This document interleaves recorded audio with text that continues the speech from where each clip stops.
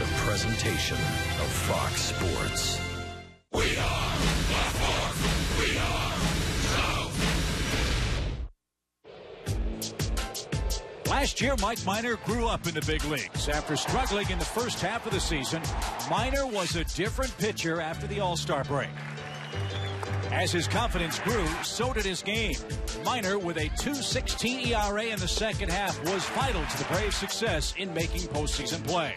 Today against the Pirates, Mike Minor's learning curve continues in Orlando.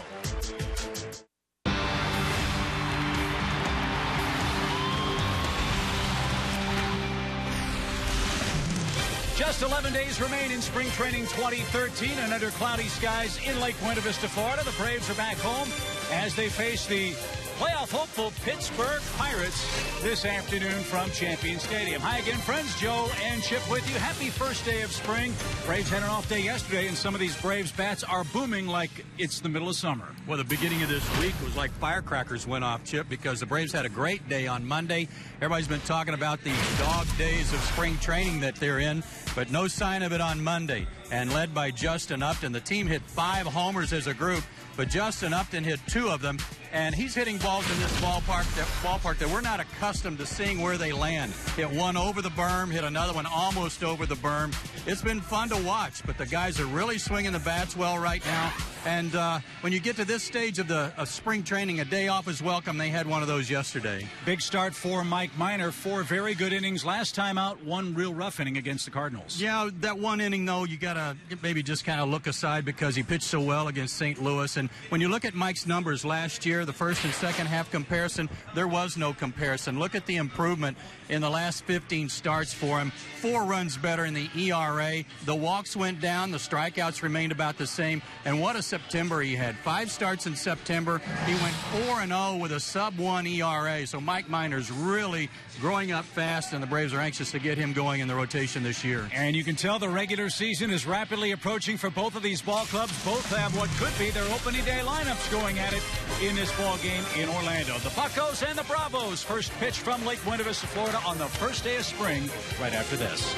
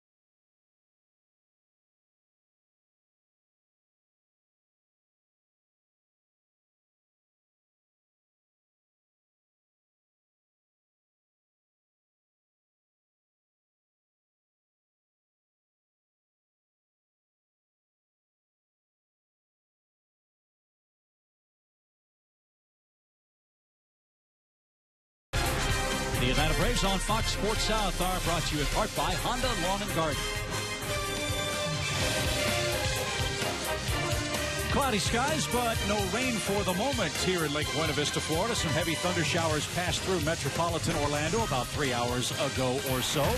And we hope to get this one in its entirety as the Braves welcome the Pittsburgh Pirates to Champion Stadium. And speaking of the Pirates, here's their Toyota starting lineup as presented by their skipper, Clint Hurdle. Might be a sneak preview of what could be the bulk of their opening day order, Joe, with Marte, Tabata, and MVP candidate Andrew McCutchen 1, 2, and 3 in the lineup. Yeah, maybe Clint Barmas at shortstop, the only guy missing out of their perhaps opening day lineup right there. So nice to see them bring over a good crowd of Pirate starters compared to what we saw from the Yankees last week, when it was hard to find out who they were without a scorecard, certainly. So a real test for Mike Minor, who goes for the Braves today. Well, Mike makes his fifth start today in spring training, and he's 1-0. His last start came against the Cardinals 5 days ago. 5 innings, 6 hits, 4 runs.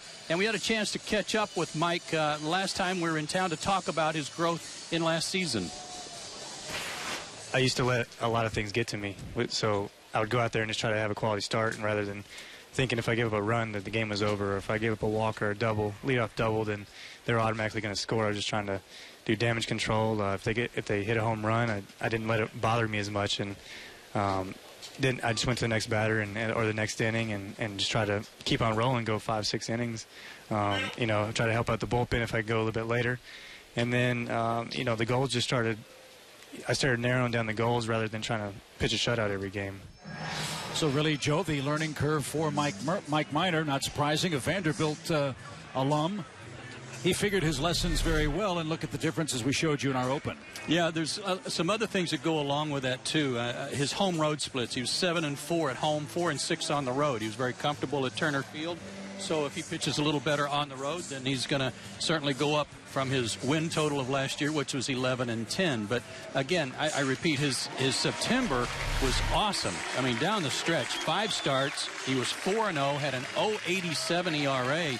And were it not, again, for Chris Medlin, rather, and what Chris was doing, Mike Minor might have been the pitcher of the month for September in the National League, because he was terrific as you look at his numbers this spring. And his last outing, 4 innings, a shutout ball against the Cardinals, and then gave up, I think it was 5 runs, make it 4 runs in his last inning of work. May have gotten a little tired as he tried to stretch it out. He'll try to go 6 today. Fastball, curveball, slider, change, and an outstanding changeup. And here's the defense behind Mike for this game against the battling Buccos from Pittsburgh, starting in the Atlanta outfield. Upton, and Hayward from left to right. Chris Johnson gets the start today at third base. That opening day job still very much up for grabs between Chris and Juan Francisco. We'll look at Evan Gattis behind the plate. And Joe, what a sight for sore eyes it is to see Andrelton Simmons back in camp and in the lineup today. Yeah, it's great to see him out there. I know Freddie Gonzalez is happy to have him back, and have him back in one piece, too, after all of his work in the World Baseball Classic, where he played brilliantly. He hit well. He was in the leadoff spot for the Netherlands, hit .370, a couple of homers, and didn't get here until 1 a.m. this morning. So he's had a quick turnaround from his workout in San Francisco in the semifinals against the Dominican. So welcome back to Andrelton Simmons, and we'll see what Mike Minor has in store with the Pittsburgh Pirates, a club which, as we know, has had 20 consecutive losing seasons, but they really believe in many quarters there, Joe, that this is the year the Clint Hurdle's club turns the corner and maybe competes for a playoff spot out of the National League Central. Well, they were 10 games over at the All-Star break. They were 10 games above 500 as late as the end of August, and then reports are that just everything kind of collapsed around them. Offense, defense, pitching, managing, coaching, whatever it was. They finished up 79-83. That's Starling Marte, the Pirates left fielder. He's had a good spring as far as the average concerned at .361. Pirates were going to wear their bright uniforms today, but apparently they were still in the laundry.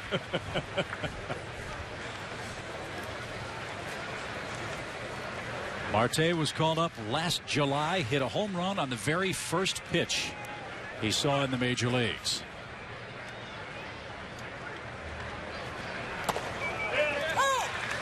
There's a strike for Mike. 1-2 your count.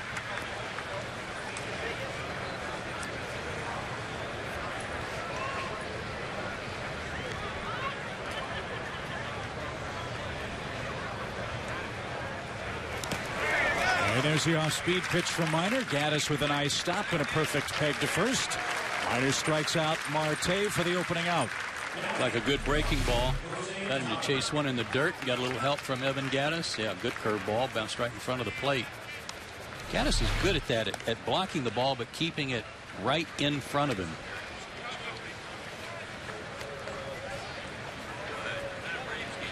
So good play for Gaddis. Here's Jose Tabata, the right fielder for the Pirates. His season mirrored Mike Minor's. Tough first half. Tabata went down to the minor leagues, then came back for the final 6-8 weeks for the Pittsburgh club and played pretty good ball after he was demoted. Good change up right there from Mike.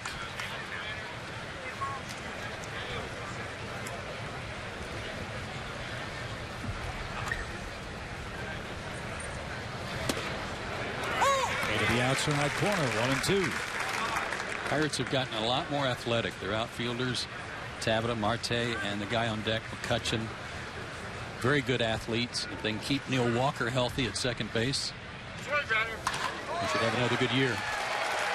Tabata with a shot to right. He's aboard in front of Andrew McCutchen. It's a shame we don't have a more balanced schedule, because it would be awfully fun to watch this kid play more than 3-6 games a year. Even though he plays for the Pirates, he is a star in the making and had a gigantic season last year for the Pirates. Yeah, he was the MVP in the eyes of many people in the National League.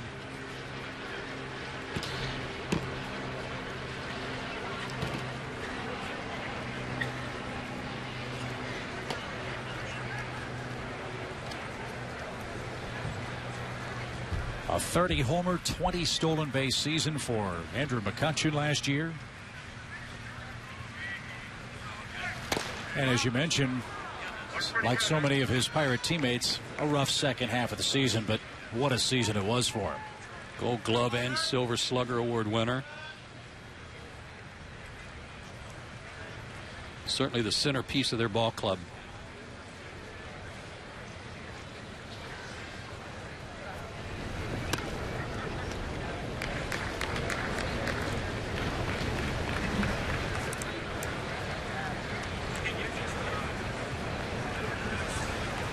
Mentioned the athleticism of the Pirates. One thing Clint Hurdle wants his club to be better is stealing bases. They didn't have a very good percentage last year. Let's see if Tabata thinks about running. Tough assignment with Mike Minor staring at him as a left-handed starting pitcher today. Well, as we all know, pitching is what wins pennants, and they certainly have the makings of a good staff, and they picked up A.J. Burnett last year. He had a good year for them. They need some more guys to step forward like this kid we're going to see today, Kyle McPherson, too. High fly ball to left. Not much carry to it. Upton's there, has it. Tabata back to first. 2 outs for Garrett Jones.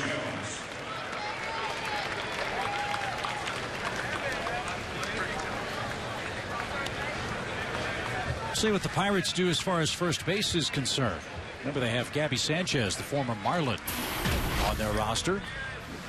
Jones, a guy that can play the outfield, can play first base, but a left-hand hitter getting some work against Mike Minor today.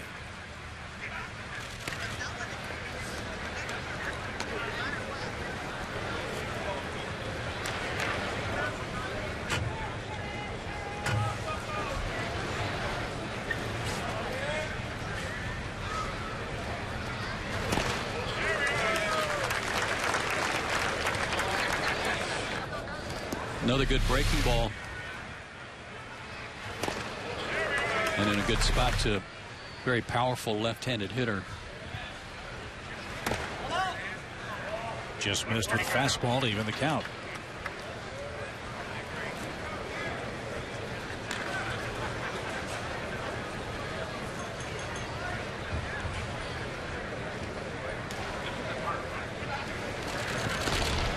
Jones has been around a while. First got to the big leagues in 2007 with Minnesota. He was briefly a member of the Braves organization. That was back in 2002. He's played the last 3 full seasons with the Pirates. And he's hit 20 home runs or more in 3 of the last 4 years. A perfect power guy for their park. For their ballpark, he's just right. That short porch and right. Runner goes. A shot to right. Jason Hayward. Good jump. And Mike Minor. Little trouble in the top of a scoreless first inning.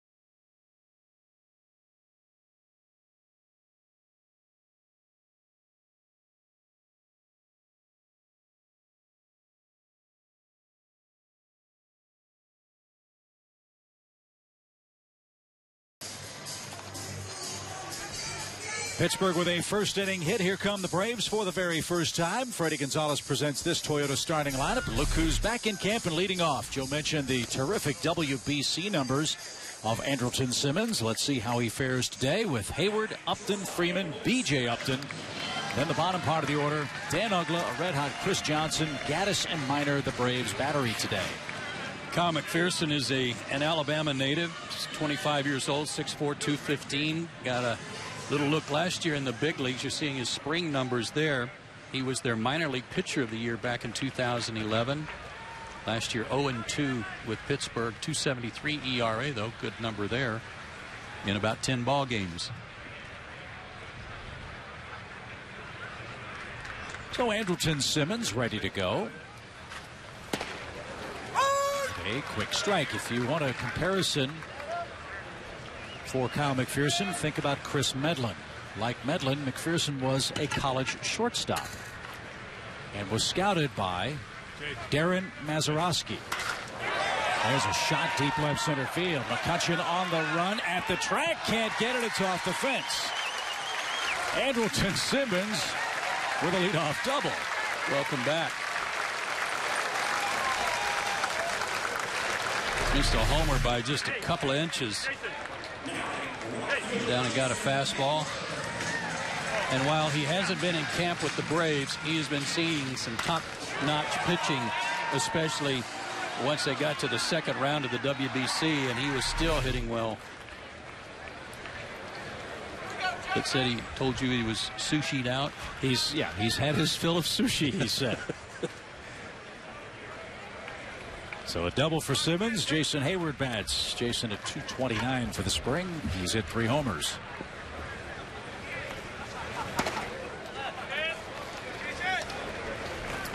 How will Simmons fare as a leadoff man? I think the Braves will take that right now, wouldn't they? You know they would. That 382 on base percentage.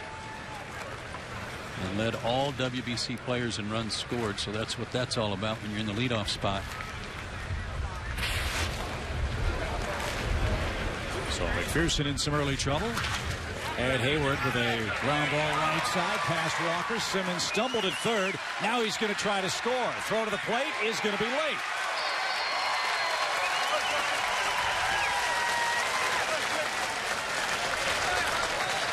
RBI single for Jason Hayward. 1-0 in the first. What made this a close play was that Simmons could see the way Jason hit the ball to the right side, so he was going into third base in a straight line. Really didn't have a big turn until he saw Brian Snitker waving him in, because he had no way of knowing that the ball got through until he got right there. And now the race is on because Tabata's got a good arm. So back-to-back hits for Atlanta. And Justin Upton is the hitter, and he is some kind of hot right now, folks.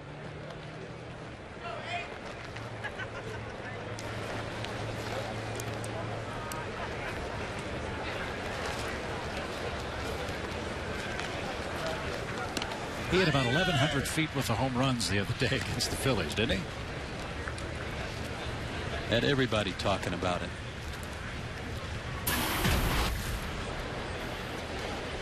He and Greg Walker have been working on just some real minor adjustments with his hands, and it's been paying off big time over the last 2 or 3 games.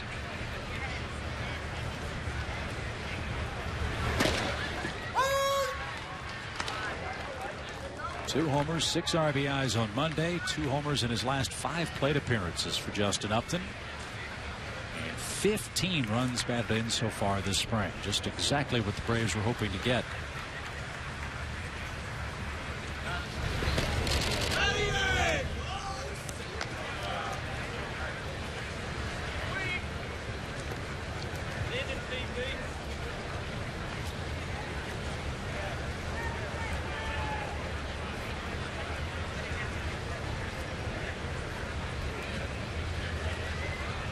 Jason's got a big lead. He might be running. Little pop shallow right, and Tabata's got it. There's the first out in the Braves' first inning. Braves are swinging the bats well this spring. Freddy Freeman's among this bunch. Tied for the team lead at 5 in the home run category with Juan Francisco. Upton in the RBI lead, and B.J. Upton, 21 hits. He's among the league leaders, National League leaders in Arizona or Florida with those 21 hits. Tyler Pasternak, he just keeps on hitting too, trying to make the club.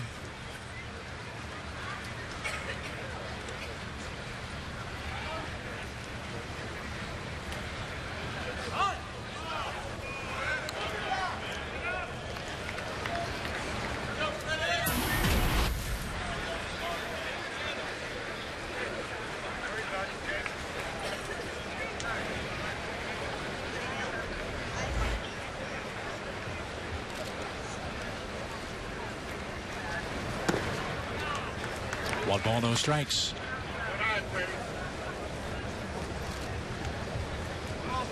Pirates are pretty much the talk of baseball under Clint Hurdle. He's starting his 3rd year as the manager. Just trying to change the whole outlook of not just the players, but the fans and everybody that knows what the Pirates have done in their history.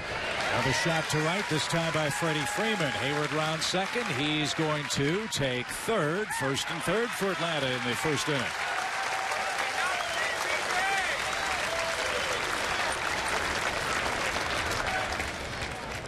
We talk about these outfielders and what they bring to the table in terms of their power and their defense, but I think the third part of that really needs to be included as much as their speed.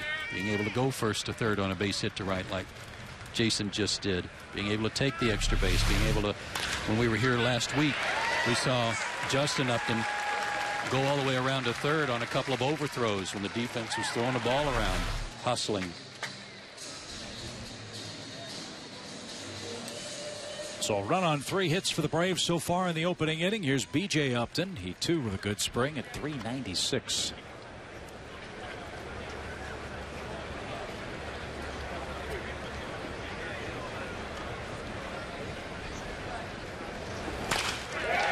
Broken bat shot up the middle. That's into center field. Hayward scores. Freeman stops at second as McCutchen bobbles. It's 2-0 Braves.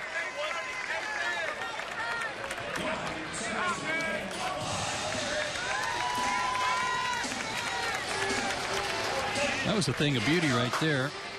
9th RBI for BJ this spring, but he continues to get his hits. Team had to work in the cages today because of the threat of rain. The field was covered, and guest instructor this week, David Justice, in town with the Braves, and he certainly had BJ Upton's ear. They were talking a lot of hitting in the cage this morning. A good source.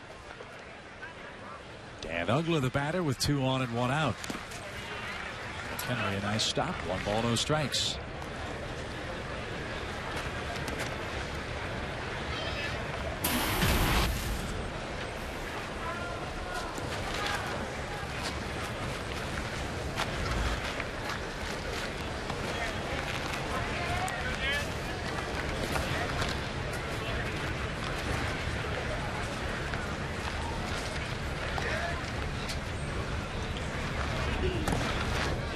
I thought you made a good point a second ago about Clint Hurdle and what he's trying to accomplish with the Pirates.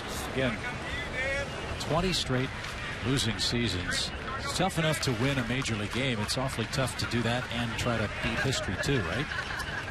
Fans come to expect a certain level of quality in Pittsburgh with all the championships in all sports there. Ugla gets in on the hit parade. That's a shot to left.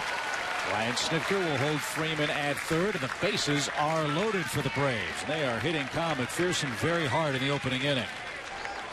Picking up where they left off Monday. I think they had 6 runs in the first inning on Monday when they thumped the Phillies and scored 17 runs. Good swing by Dan. He laid off a breaking ball to start that at bat. He got a fastball he could handle. No, you got to change the culture somehow, some way, and a lot of it just comes with, from the Pirates' standpoint, having somebody come in that, doesn't accept losing. This is not good enough. You're going to have to play better. We got to get people in here who want to win and who think in a winning way. And they've drafted well with some position players. Pedro Alvarez, of course, also missing from their lineup today. But they picked up a veteran like Brandon Inge, who's been on some good ball clubs. He's at third today. That type of influence is a good thing on a team, too.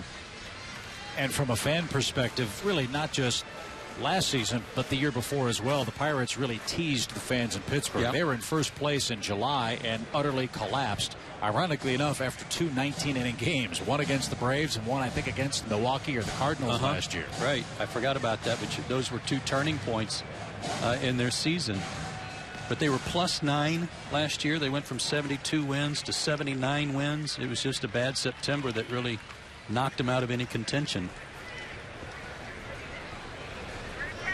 So the bases are loaded for Chris Johnson getting the start at third base for the Braves today. What a battle the third base job has turned out to be this spring. Yeah, you've been hearing about Juan Francisco and all his home runs. Well, look at Chris's numbers. Those aren't too shabby either. And he's been playing a lot of first base, getting his hits whenever he's in the game.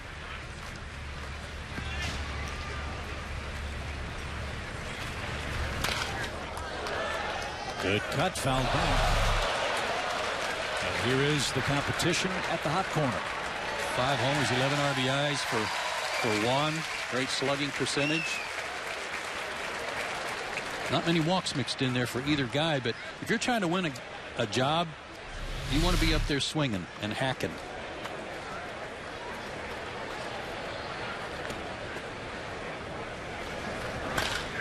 Off the middle, that's a base hit. Freeman scores. B.J. Upton around third. He will score without a throw. This is fun. He took a good swing at this too, Chip. It looked like a breaking ball that he didn't flinch on and open up too soon, and he stayed inside this breaking ball and tried to drive it right back through the middle. That's a good piece of hitting by Chris Johnson, and he gets 2 RBIs to show for it. An 0-2 pitch as well for Johnson, and it's 4-0 for Evan Gattis.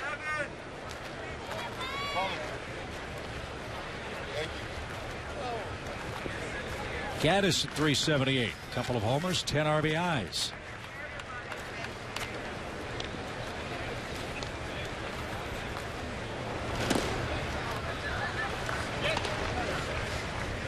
These last 10 or 11 games for Evan Gaddis are really going to be a challenge. In that, he's put up really good numbers all spring, but now teams are whittling down their rosters. They've sent some minor league pitchers back to their camps, and now he's going to be facing a lot of good guys who have a chance to make big league teams and may have a little better ability.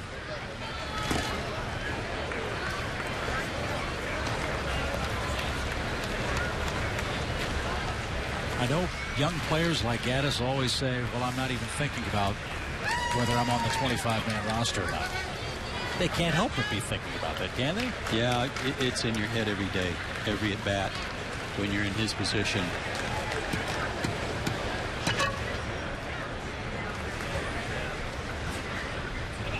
But the thing that you got to like about him and what the Braves want from him in part is that you want him to be aggressive and don't think about strikeouts. You just stay aggressive and keep powdering the ball like he's been doing.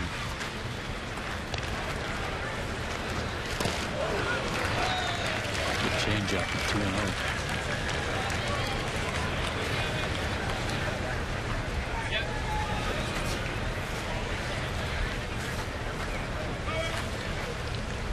Four straight hits for the Braves, 6 in total so far in this first inning.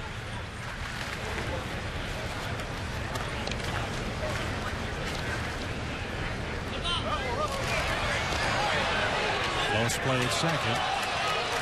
And Edward gets back on a belly flop.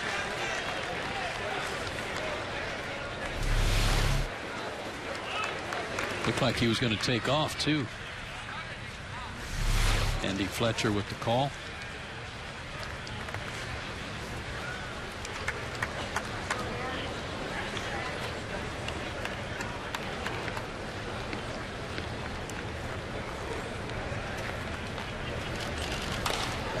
Back our way.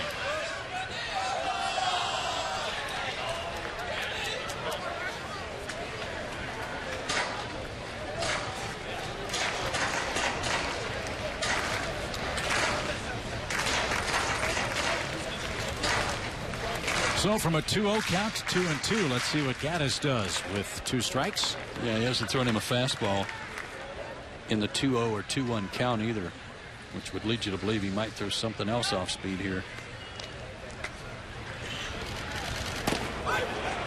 8 in and caught the corner.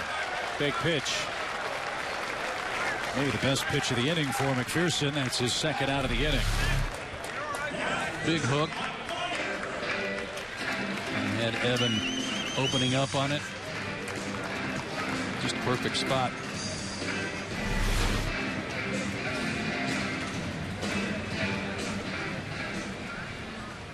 Braves bat around in the opening inning. Mike Minor hits.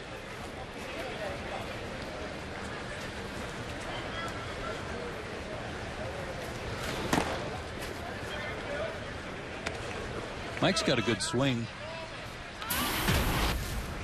And he swings hard. It's just that sometimes that contact's not quite where he wants it to be.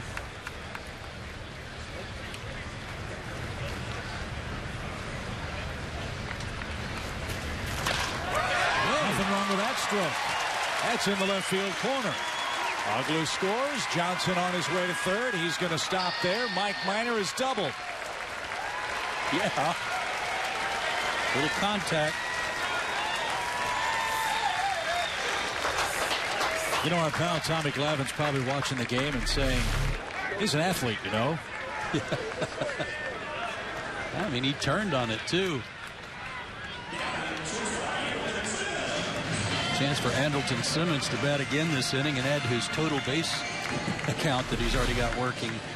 I don't know about you, but it's a little early in spring to be changing the numbers on your scorebook. But we're happy that it's happened for Minor. He helps himself. 5 runs on 7 hits in the first inning.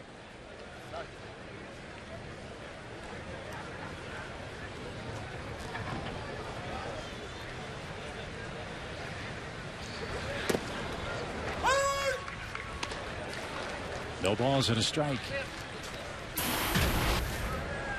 Braves are really roughing up Kyle McPherson, who gave up 4 hits in 5 innings last time out against the Phillies. Yeah, and no runs.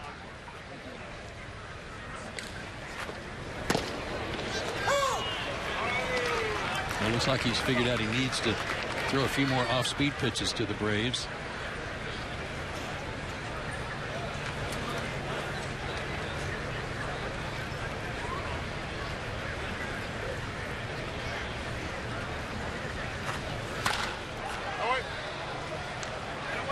What a great experience.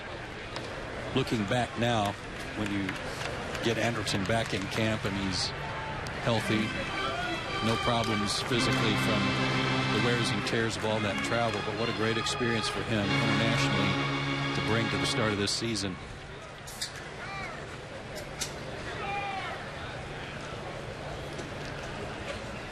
And congratulations to the Netherlands for making the Final Four. That's pretty impressive. Ainsley Bam Bam Mullins, the former Yankee prodigy, was the manager of that ball club, and Bert Blyleven, the pitching coach for the Dutch team.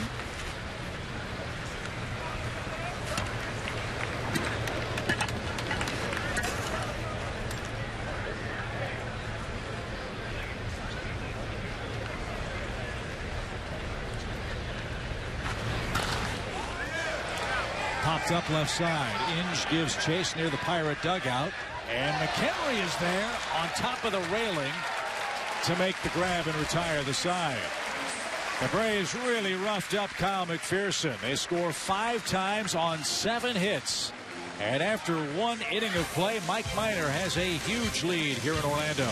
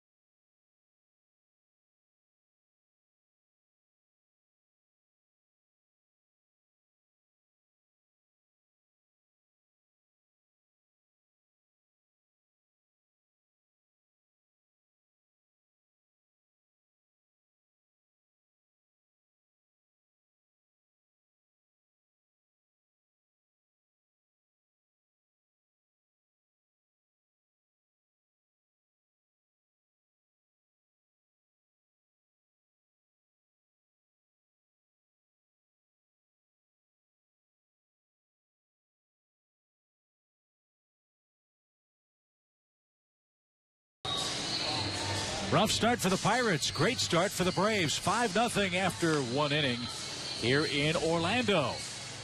Fans, we invite you to grab the Braves steal of the game. Buy a season ticket package of 20 games or more. You'll get the full set of 2013 Braves bobbleheads plus a 2012 Chipper Jones model as well. Our offer is good today only. Call right now, 404-577-9100.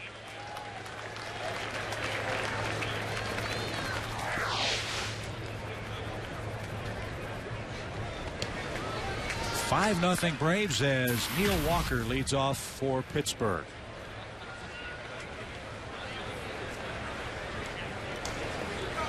I think it's safe to say, had he not gotten hurt, yeah, Pittsburgh has a much better September.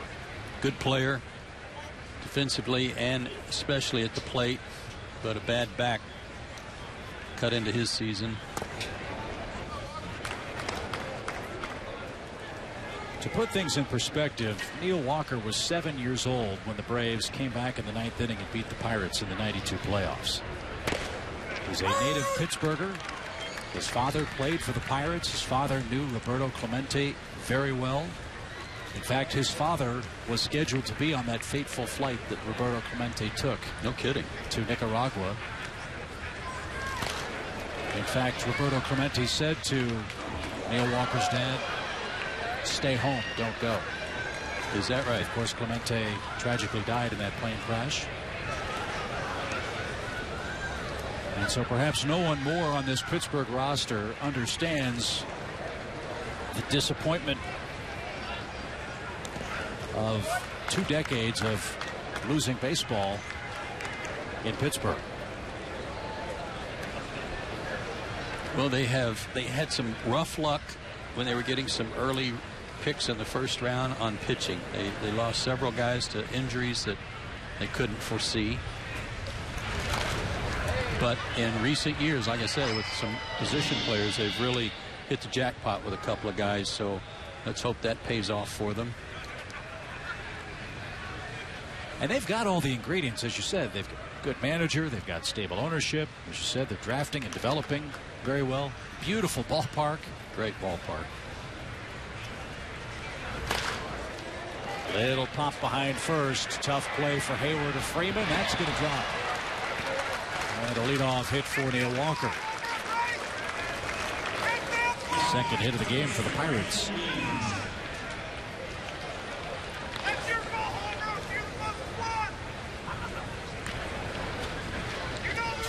Here's Brandon Inge. Remember him from the Tigers and the A's.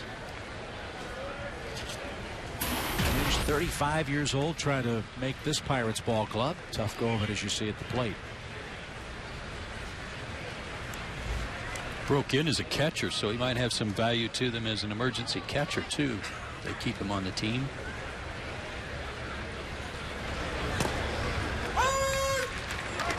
Pedro Alvarez, as you mentioned, is the everyday third baseman for the Pirates, a 30 home run man.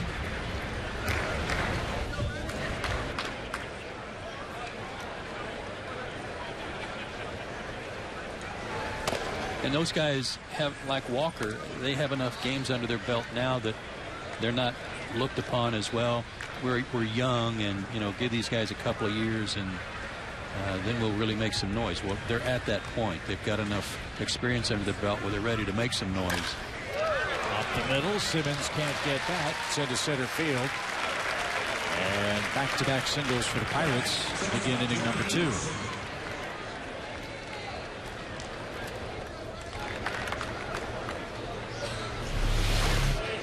Just out of the reach of Mike Minor, too. Made a stab at it. That might have started a double play, but just got by him. This young man in the batter's box, Jordy Mercer, has opened some eyes this spring.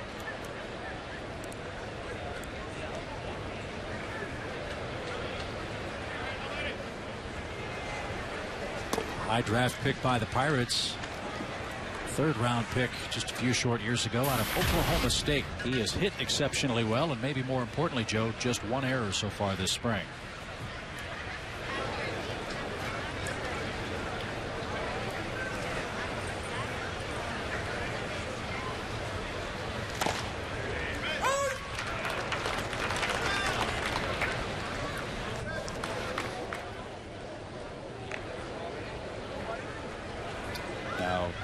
Mercer, married, has a child. His child's name may be my second favorite among Major League players. Remember Gunnar Gator Gaudin? Yes. Good change. Mercer's son is Maverick. Maverick Mercer. Maverick Mercer, indeed. That's different. Guess he was a Top Gun fan. 1 ball, 2 strikes.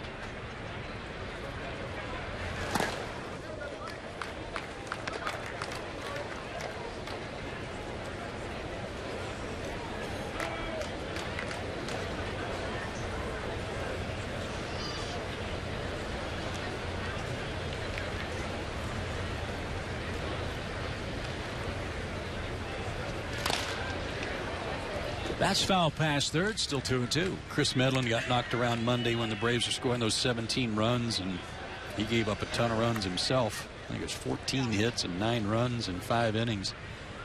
But if nothing else, he got to work with some people on base and try to get some ground balls. And the same might be said here for Mike in this situation, trying to keep the ball in the infield. He does, but it's past Simmons. So the Pirates load the bases, and they do it with nobody out.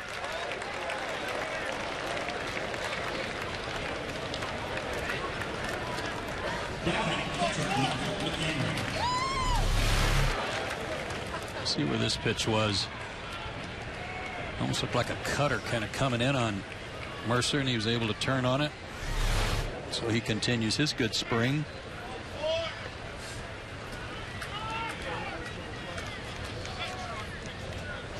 That'll bring up Michael McHenry, the Pittsburgh catcher. He was the Iron Man in that 19-inning game in Atlanta with the Pittsburgh team 2 years ago. Caught every inning of the game for Pittsburgh. They'll probably back up Russell Martin this year for Pittsburgh. And he's got the bases loaded, trailing 5-0.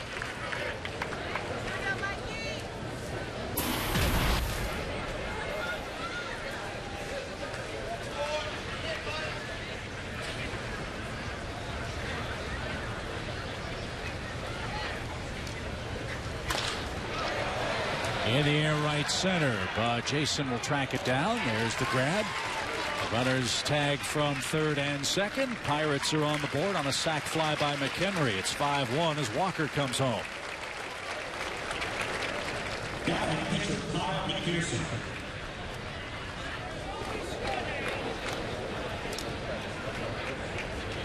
Limited the damage there. Got an out in the process. Got the pitcher up now. Chance to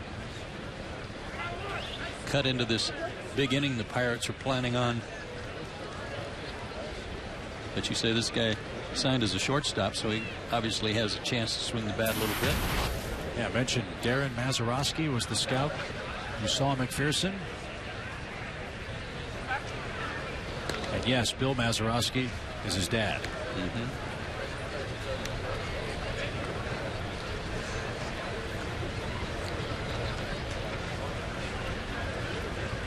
Darren played some minor league ball too, as I recall.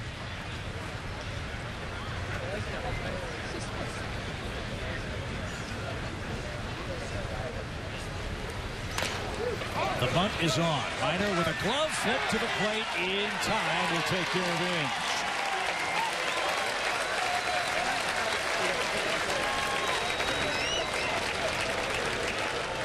That was interesting. And in spring training, the fact that you're down 4 runs really doesn't matter here as much as maybe Clint Hurdle wanted to know if McPherson could get a bunt down if he needed him to.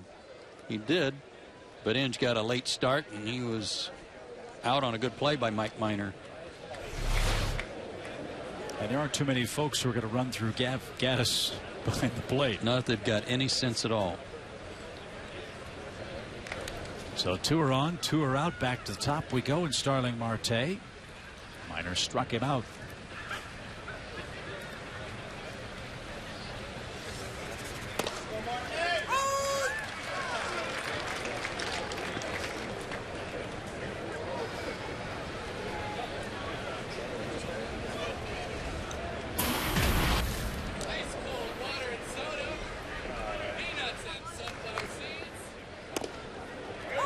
Among the things Mike talked about in that soundbite with us was how he had learned not to let small things really develop into big things. Talking about innings.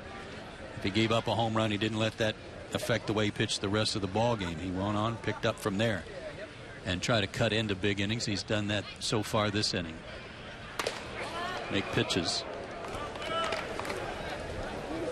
Good idea.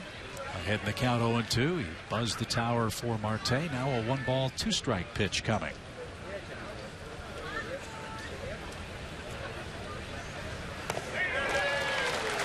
That'll take care of the Pirates. 3 straight hits for Pittsburgh results in only 1 Pirate run. Miner does indeed limit the damage and leads 5-1.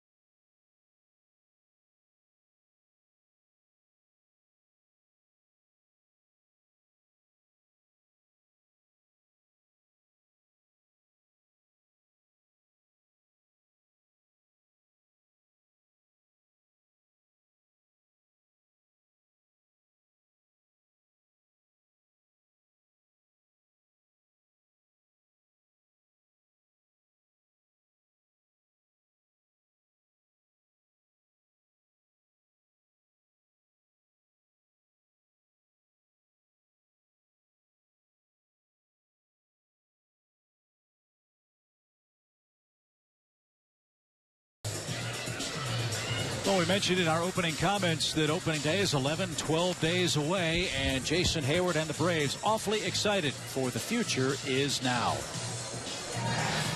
It says a lot about what the front office wants to do with this team. They want to keep going in that winning direction, keep taking strides, going towards winning another World Series here in Atlanta. And we added new faces, we added younger faces, and we feel like the team is going to be better here in the long run for the next 3 to 5 years.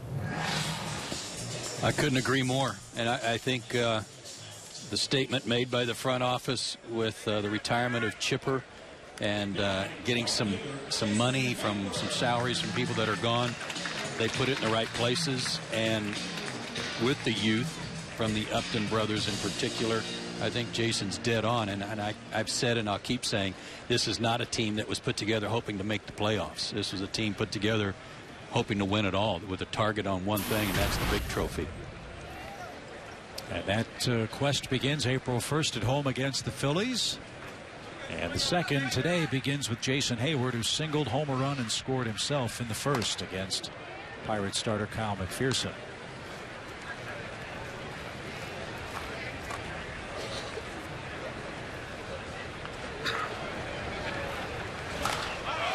High fly to right.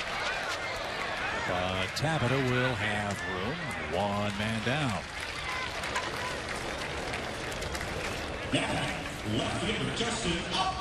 Well, I will say it was interesting to me, and I think interesting in a good way. This is a Braves organization that's not prone to hyperbole. They don't walk around pounding their chests saying, hey, we're this, we're that. But Frank Wren was very honest a couple of weeks ago. He feels this is the best team the Braves have put on the field in a long time. But maybe not a long time, but in the last couple of years. I said last week, I think it has it's probably going to be the best lineup they've had in 10 years.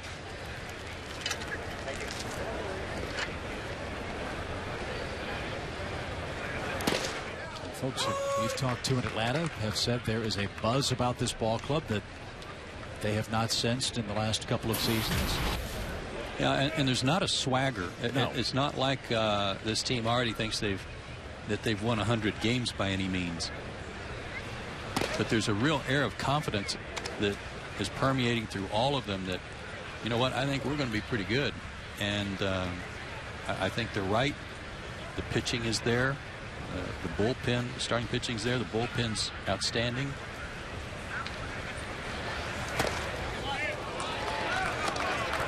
Obviously a deep and balanced offensive lineup. Yeah, I'll be anxious to see how their defense gels together. Certainly having Andrelton Simmons at shortstop for a full season will make a huge difference.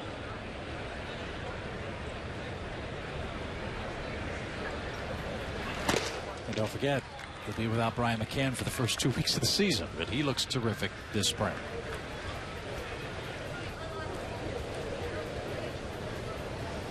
I asked today, and I watched Brian take some swings in the cage, and he just looks great.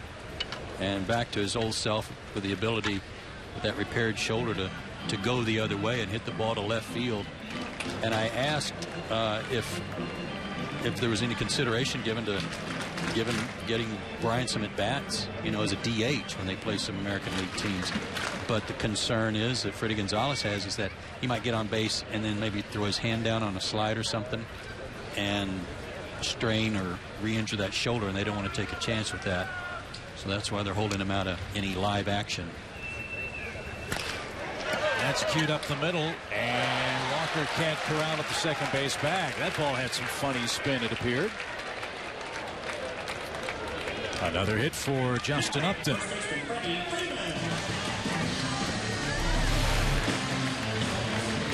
Right through the wickets of the pitcher.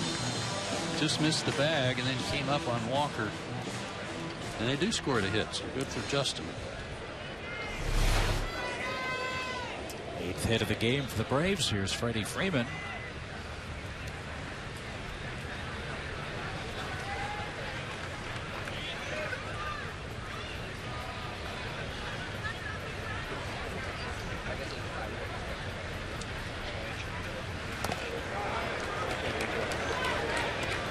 Seems to me McPherson's off-speed stuff has been more of a problem than the heat. Yeah, he's not able to get his fastball by people, and he's not locating it very well. I think that's kind of an understatement, but He has shown a good changeup. That was a good one to Freddie, and a good curveball. He was listed as a guy in their organization having the best control of anybody in their organization last year.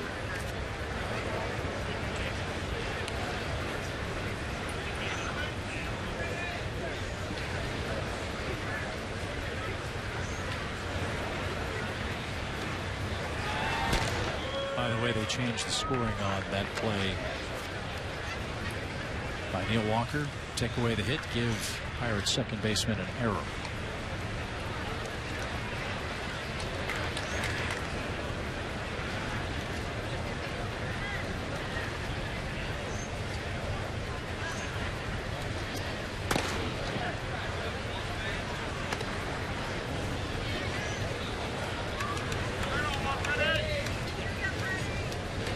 Be very interested to see what kind of numbers Freddy Freeman can put up if he can play 145 games this year. I'm thinking batting title. Is that too much pressure? No.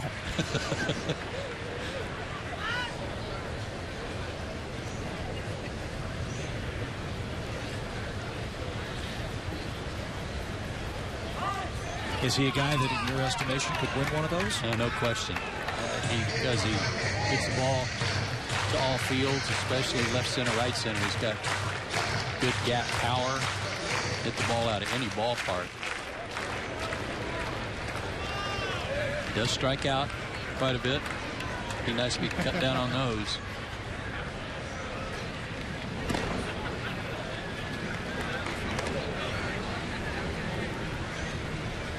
But I think with improved vision this year, that's going to help cut down on some of those strikeouts too.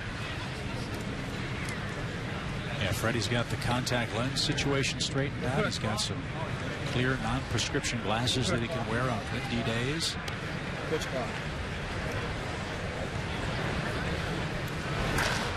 Well, there's a shot deep left center field. McCutchen going back, still going back, and that one's off the scoreboard.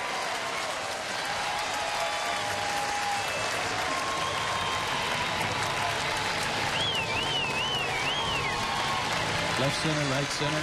Did I say right? Doesn't matter. No. I did earlier. Talking about his gap power. I mean, it doesn't matter. Doesn't matter what ballpark.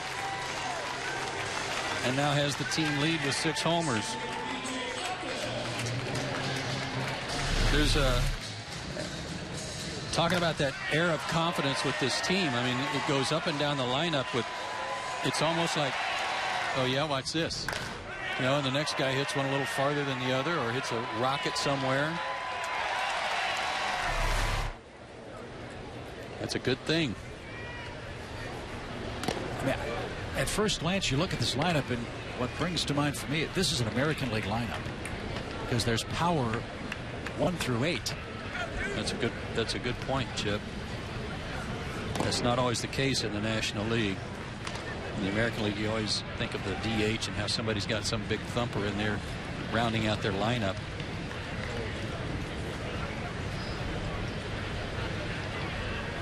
DJ Upton bats. He jumps on a 2-0 pitch and shoots this one to right.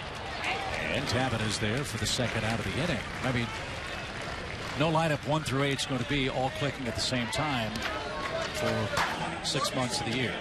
But when it is, where do you go in this lineup? Considering it has Brian McCann in it, where do you go to get it out here? Well, and I think most of the time, a manager out of his 8 position players in the National League, if you've got 3 of those guys swing the bat pretty well at any one time, you're going to have your offense going pretty good. You never expect 8 guys to be hot at the same time. But I think with this Atlanta lineup, it's capable of having more than 3 and, you know, sometimes 4 and 5 guys going good. And quick strike capability. That's, I would imagine, the scary thing. Not 3 or 4 hits together, but 1 pitch can change the game 1 through 8. That's what Bobby Cox said. I was talking to him early in camp about the propensity of this team to strike out and how there's going to be a lot of swings and misses. He said, yeah, but every guy in the lineup is going to strike fear in that opposing manager about if he wants to make a change, who do I pitch to, which guy, where's a weak spot, and there aren't any. Dan Douglas stays alive. No balls, 2 strikes.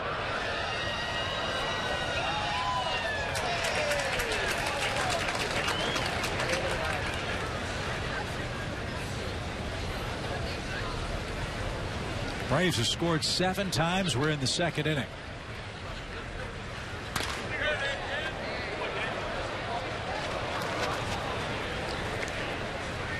All spring, the effort has been to try to get Dan to cut down on his swings and misses.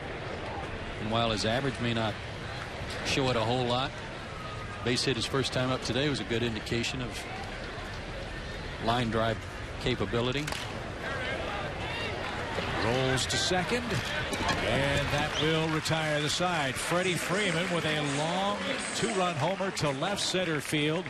His 6th of the spring. Braves are putting it on Kyle McPherson and the Pirates. 7-1 your score after 2.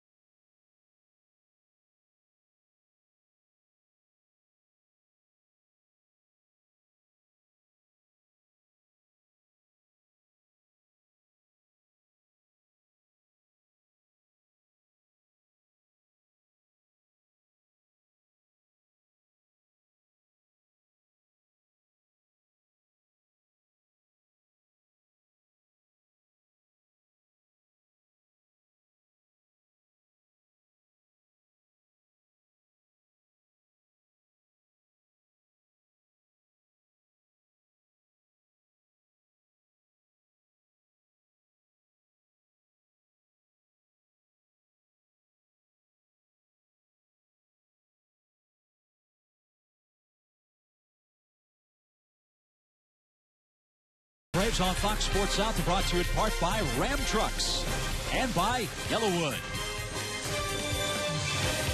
Well, Joe, the off day didn't do anything for the Braves bats, did it? Holy smokes. Didn't slow anybody down. Already 8 hits on the board to go with those 7 runs. And Freddy Freeman just touched one off the scoreboard in deep left center. We've seen a lot of shots off scoreboards, message boards, and over berms, haven't we? And walls, too. Yeah. 29 homers hit by the Braves so far this spring. Freeman's the latest, and that extends Mike Minor's lead to 7-1 with the 2, 3, 4 hitters coming up for the Pirates.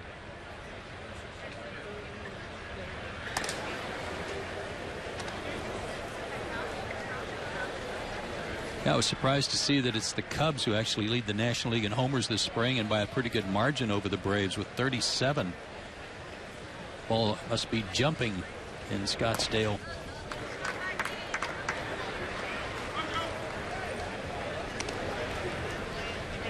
They're supposed to be getting a new complex, aren't they? I believe so, yeah. But I'm not sure if it's next year or the year after.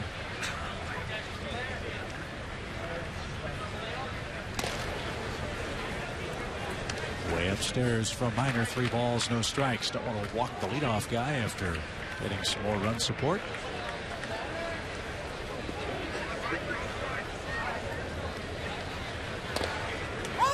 That one caught a corner, 3-1. These be the dog days now for pitchers and hitters alike this time of spring? Well, the hitters would tell you that most of the guys would tell you if they get 35 to 40 at bats, they're ready. And they've surpassed that, most of them. So because of the World Baseball tournament and spring training being extended, they're going to get a lot more at bats than that. So yeah, it gets to be kind of a drag if you think, you know, I'm ready, I feel good. And you look up and you've got another 8 or 9, 10 games left. Get antsy. Just missed to Tabata. And Minor does issue a leadoff walk to start the Pittsburgh third. Now, center fielder Andrew McCutchen. During our broadcast today, we'll try to talk to Mike Minor after his start today. We'll check in with the world-traveling Andrelton Simmons. Dan Ugla will stop by as well, and we'll take a look at the depth chart for the ball club. When we were last with you on the air, Frank Wren was kind enough to join us, and Braves GM said there were 3 jobs basically up for grabs still here in the final 2 weeks of spring training. Backup outfield spot, backup infield spot, and he felt 1 spot in the bullpen. And all of the competition is heated. No one's backsliding away from a possible berth on the team. Whoever gets those spots, it's been hard-earned. McCutchen touches one off deep to left field. Upton going back, and that's onto the berm. Andrew McCutchen hits his 2nd homer of the spring. That cuts the Braves lead to 7-3.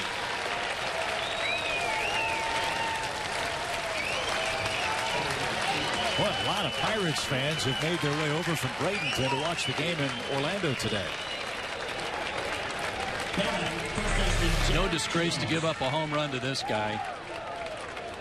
As he touches this one off, the bad part was the walk in front of him that made it a 2-run homer. You don't like to walk hitters in front of Andrew McCutchen.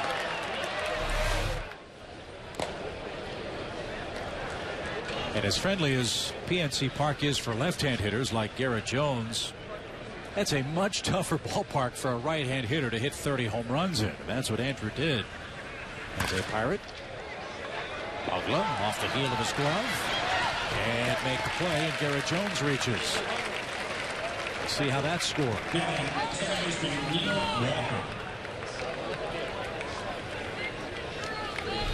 I think Dan saw that off the bat real well. He didn't get a real good break on it. And it'll be a base hit.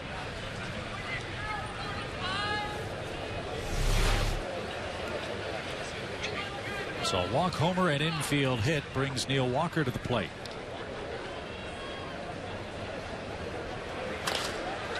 He pops up the first pitch. And 1 out.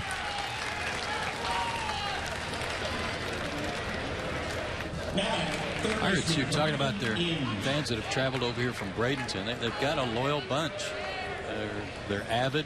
When they were playing so well last year, they were filling up PNC Park. They drew over 2 million people. And it can get loud. It's a small ballpark. I think the capacity is right around 40,000 or so.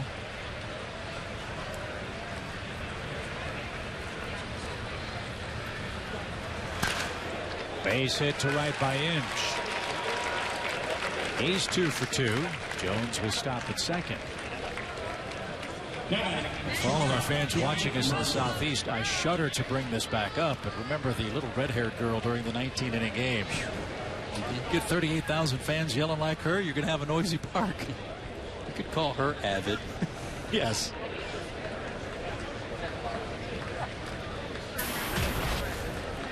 What a night that was.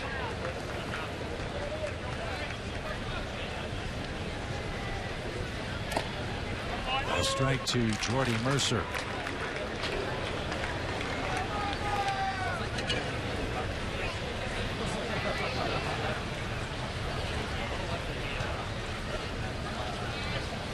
.50 pitches for Minor so far today.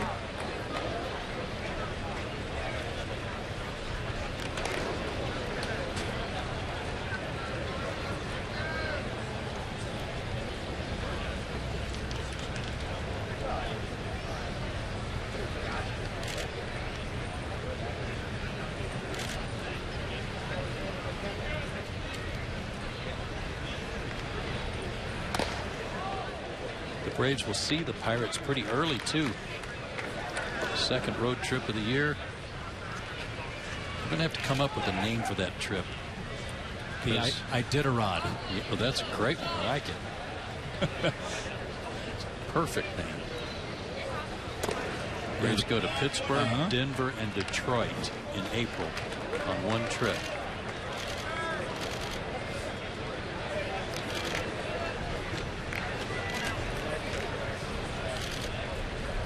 Take your long johns. Yes. And pray for no snow. You only go to those cities once.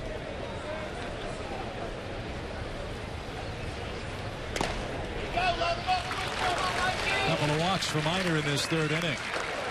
And he's loaded the bases for the Pirates. And you'll get a visit from Roger McDowell. You may have noticed something. Looked like Mike was really flying open, trying to hit that outside corner to right-handers, and missed to both Tabata and Mercer.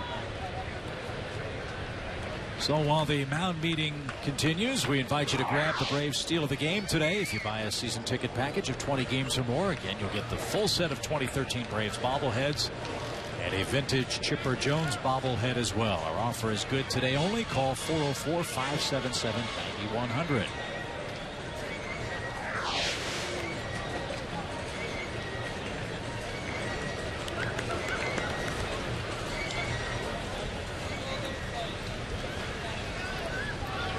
Second time that Mike McHenry's come up with the bases loaded. Last time he delivered a sacrifice fly for the first Pittsburgh run.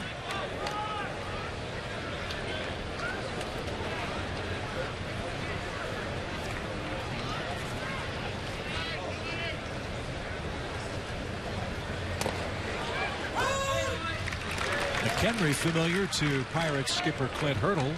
Mike was with the Rockies organization when Clint was the manager there.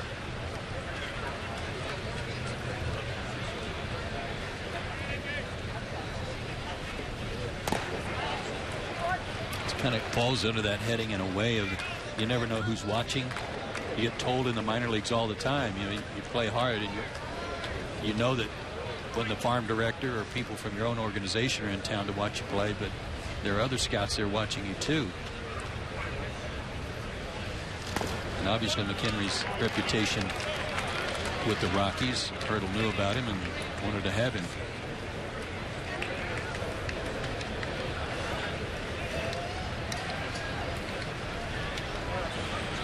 Mike behind in the count with the bases full of Pirates.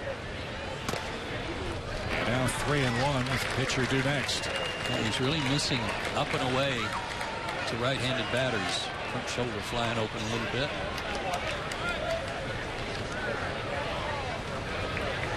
But like Medlin on Monday, he's going to be out there a little longer, trying to get his pitch count up, trying to figure some things out. In the air to left, that'll bounce in front of Upton. One run will score. The Pirates play it station to station. It's 7-4 now. Henry with a couple of RBIs today.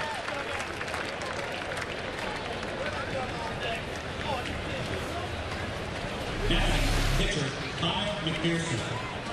And got a fastball right there after Mike didn't want to go to 3-1 on him. Or actually had gone to 3-1, had to throw him a strike.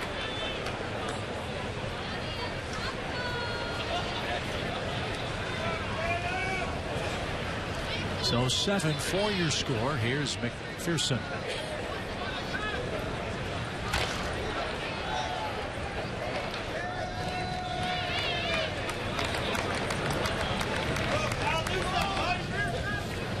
Remember, with runners at the corners, McPherson was bunting last time up.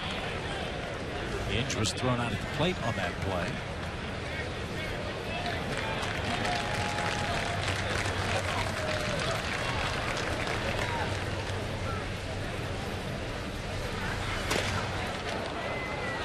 Upstairs, ball into strike.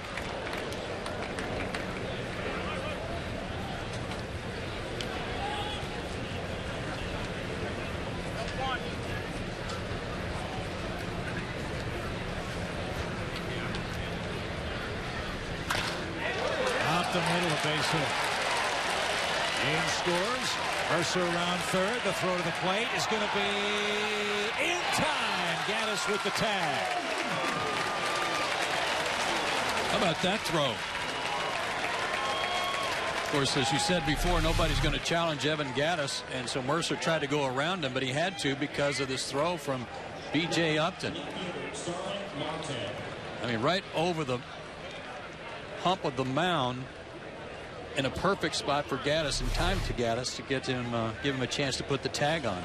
Good play. It's an RBI hit for the pitcher. McHenry stops at second. It's now a 7-5 game with 2 outs and Starling Marte the hitter. 9 Pirates have batted so far here in the third.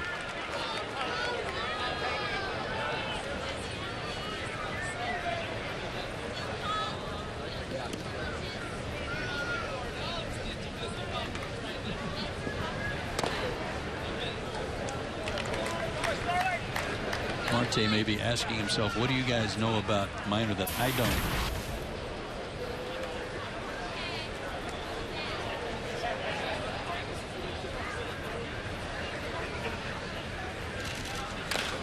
Yeah, he's the only Pirate not to reach base so far in the game.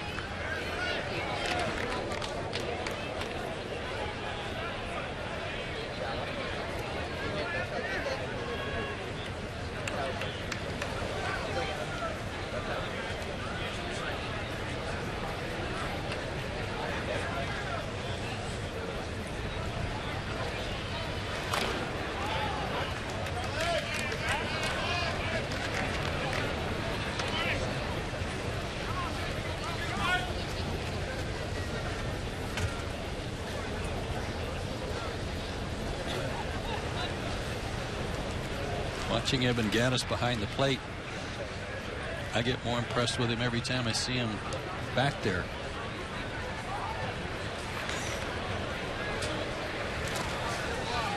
I mean, this is a compliment like an umpire.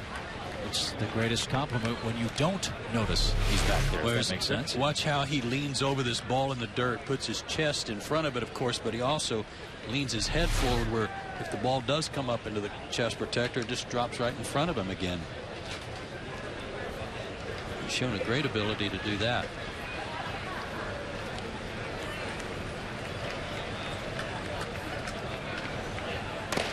The 31st pitch of the inning for Mike Minor is a called third strike. Marte has struck out 3 times, but the Pirates strike for 4 runs in the top of the 3rd inning.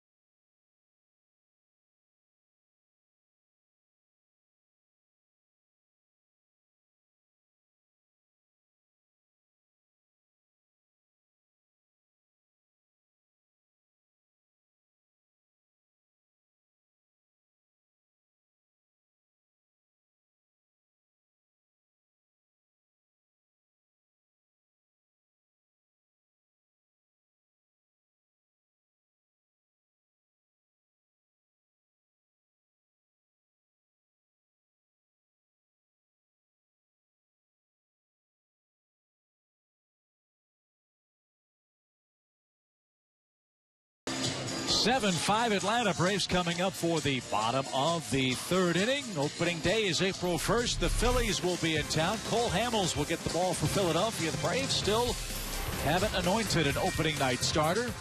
After an off day April 2nd, 2 more with the Phillies. Then the Cubs come to town. Chicago, a rebuilding ball club, but a slugging first baseman Anthony Rizzo, who played for Team Italy, and of course Starlin Castro for Dale Swain, the Cubs skipper.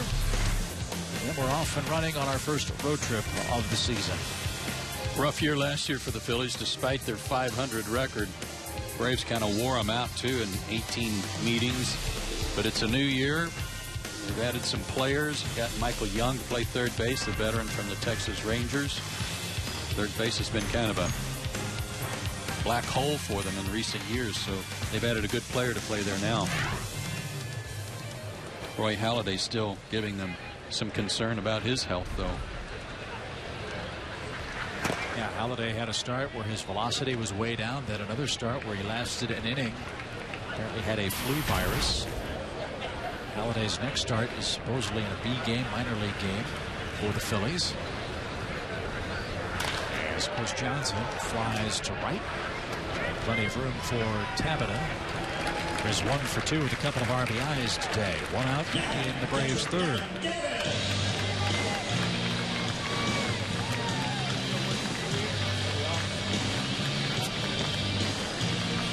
Gaddis took a breaking ball for a called third strike his first time up. And that was after getting ahead 2-0. And McPherson made a good comeback on him with some off-speed pitches.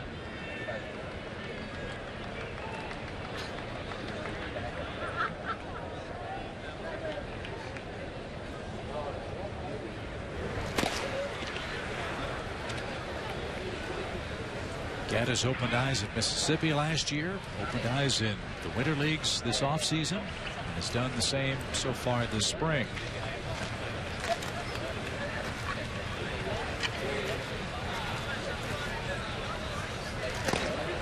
Just good changeup again. Biggest adjustment for Gaddis would be going from being an everyday player in the minor leagues and winter ball to being a reserve player in the big leagues. Well, that's kind of the role a lot of young players find themselves in. He's no kid, as you see. Off the end of the bat, but look how far this ball carries out to left. But you better be on your first trip to the big leagues. There aren't too many guys that step in and start playing every day. You better be able to adjust to some part-time duty. Gaddis flies out, and Mike Minor the hitter. Both pitchers have had a good time at the plate today. Not so much on the mound, however. Minor's got 2 RBIs. McPherson 1 for the Pirates.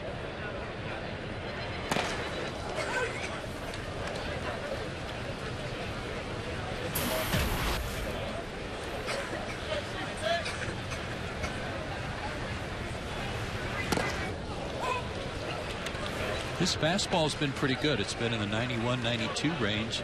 To go with his changeup and curveball, he could be a good addition to their rotation. And he just struck out Mike Minor, and folks, that is our first 1-2-3 inning of this game. Innings lead by the third. Braves lead by 2.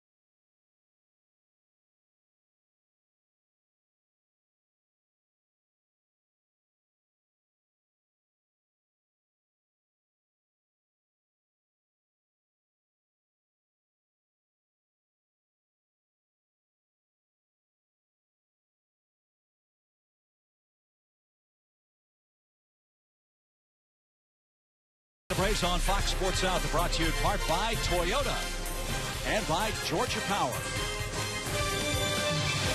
Slugfest in Orlando. 7-5 Braves lead it as we head to the 4th inning. Before Mike Minor goes to work, we'll invite you to join us for a new episode of The Panel tonight. These football bets are putting 5 of the top draft prospects in the hot seat. Tonight, it's Cal wide receiver Keenan Allen. The Panel tonight at 10 on Fox Sports South, plus new episodes every weeknight this week, presented by Hyundai Equus.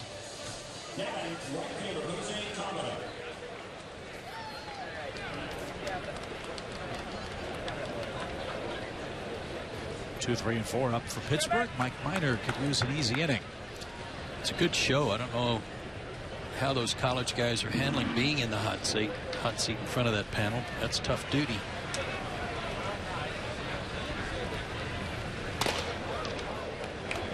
Upstairs with a fastball for Minor. It's kind of like when Tom Glavine and Dale Murphy came to work with us a little bit, and what paces you and I put them through. Rookie Hazen was brutal. Murphy and Tommy will be with us again in this 2013 campaign. Pal Tom Hart, busy working on his hamburger recipes. Watching the telecast today. Joe Murphy admitted that he was a little embarrassed having to go all over the ballpark looking for cookies for us. Yes. And Fox Sports, the place to be for Braves baseball. Your exclusive home, and of course every game in beautiful high definition. Starting April 1st with Philadelphia.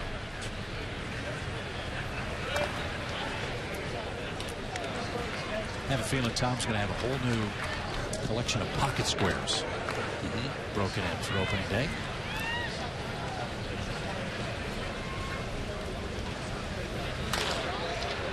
Fly ball to right.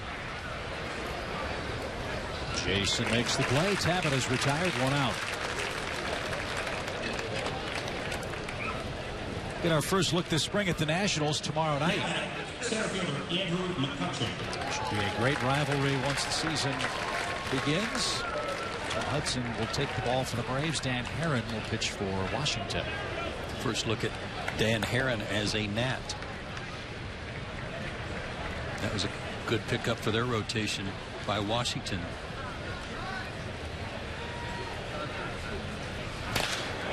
Another rope off the bat of Andrew McCutchen. Upton cuts it off in the corner, and a good job to hold him to a single. McCutchen's 2 for 3. Well, I think Mike Minor's learning a little something about Andrew McCutchen, and that is you can't leave a ball up in the zone at all. Quick hands. That was a breaking ball that he didn't get down like he wanted to, but the good hustle of Justin Upton prevented an extra base hit. I know it's been said a million times, and taking nothing away from the city of Pittsburgh, but just think about if McCutchen played in Chicago, L.A., New York. And with the Pirates struggles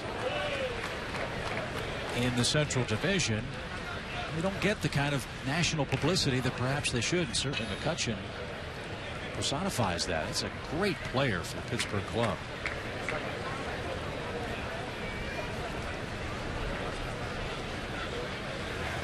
Yeah, you're right. We all love him, and we love watching him play, and we only get to see him play 6 or 7 times a year. And I know the Pirates fans adore him, but he would be the man on Broadway if he were playing for the Pinstripes.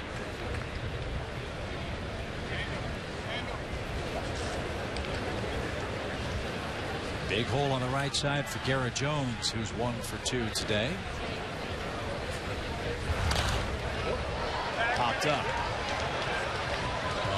No play for Evan Gaddis. That's into the seats. And on the count 1-2.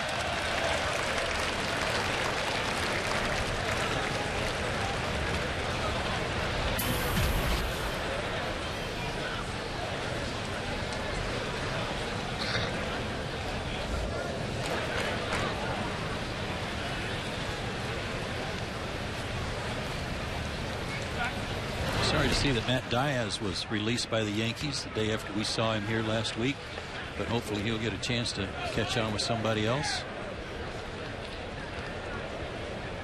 They may have already. I just haven't heard about it.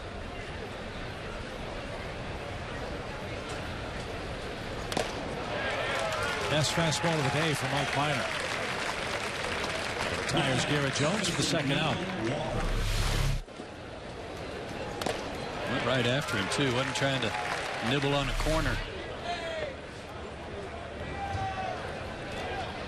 You mentioned the Yankees. We talked about it in that broadcast. They are scouring the ends of the earth to try to find as many quality players as they can with all the injuries they're going through. More injury news for him today. Ankle inflammation for Derek Jeter. He's hopeful of being ready to go opening day for the Yankees, but that ankle still not 100% this spring. Has he turned 40? Closing in on it, isn't he? He's getting there. I mean, you just don't heal as fast as you do when you're 25. And for a broken ankle, it's even having all the off season to have it heal. It just doesn't happen that quickly, especially for a guy that active at a position that requires so much mobility. So this spring, the Yankees have been without their entire infield for the most part. They'll get Cano back, obviously, from the WBC. Tex out, A-Rod out, Jeter hurting.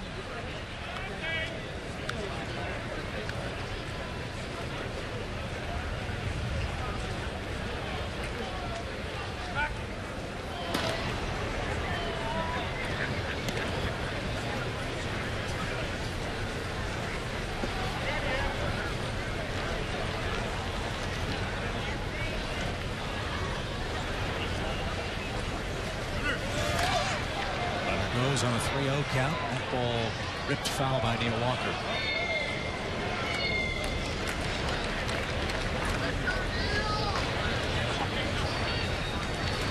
Walker, a little like Craig Biggio, was originally signed as a catcher. He spent the first 4 years professionally behind the plate before the Pirates moved him to second base. Certainly not odd to see somebody swing 3-0. It's odd to see McCutchen running 3-0.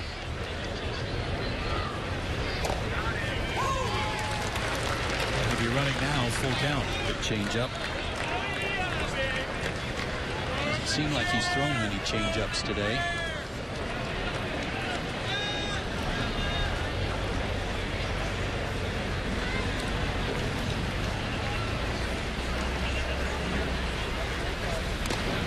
And he missed up and away. That's been the unhappy spot all day long for Minor.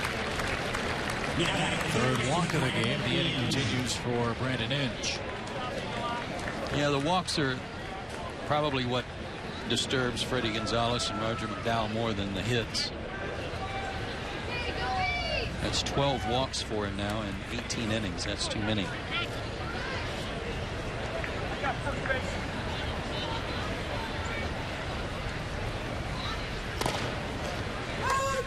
But while we were talking earlier about the hitters saying they're ready after about 40 at-bats, we discussed this briefly with Tim Hudson last week about the so-called dead arm period that pitchers go through in spring training. And it seems like this week that's kind of what's happened to the Brave starters. First with Hudson, then Medlin, now Minor. One guy that's certainly not affected by it has been Julio Teheran. He is pitching lights out. 0-2 to Brandon Inge. His perfect day comes to a close as Minor strikes out his fifth man. A little more order being restored by the starters now. We have a 7-5 game in the fourth.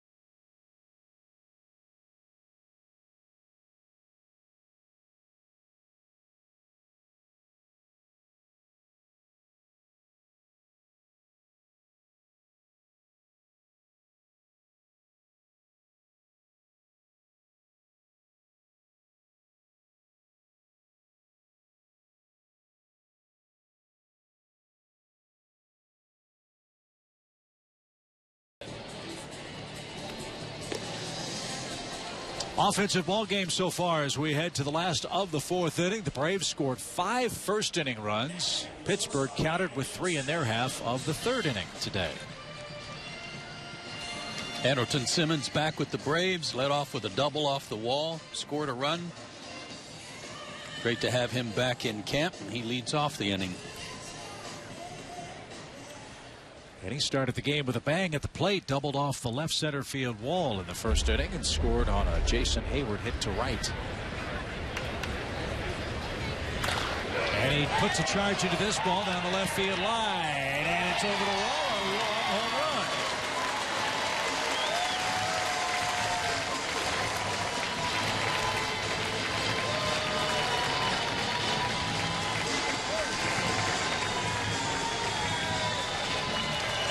One of the things Andrelton does with his swing that I just love is how he keeps his upper body kind of tilted over the plate, and it allows his hands to really work. Watch how he kind of leans into the pitch, and then there's great torque in his hips with his extension on the swing by having his head out over the plate a little bit and then turning on the ball. I just love that about him. No jet lag for Andrelton today. He's got 2 extra base hits. And now an 8-5 Braves game as Hayward is moved off the plate. Well, I like what he told you. You said, well, you'll sleep well tonight. And he goes, tonight? I might go have a nap right now. Line shot out of here.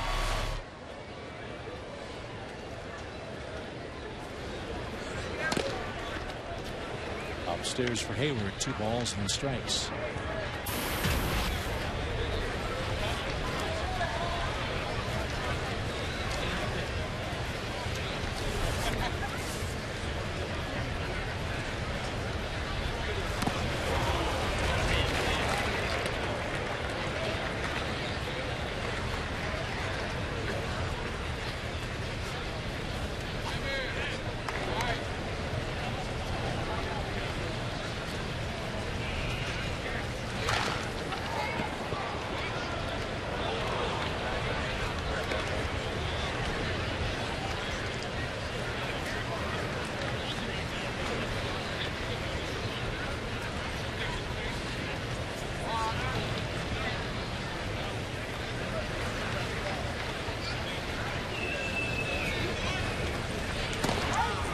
Good breaking ball. And Hayward is down on strikes. Justin Upton, the Braves hitter. We asked Justin to offer us a scouting report on himself. A scouting report on myself? That's tough.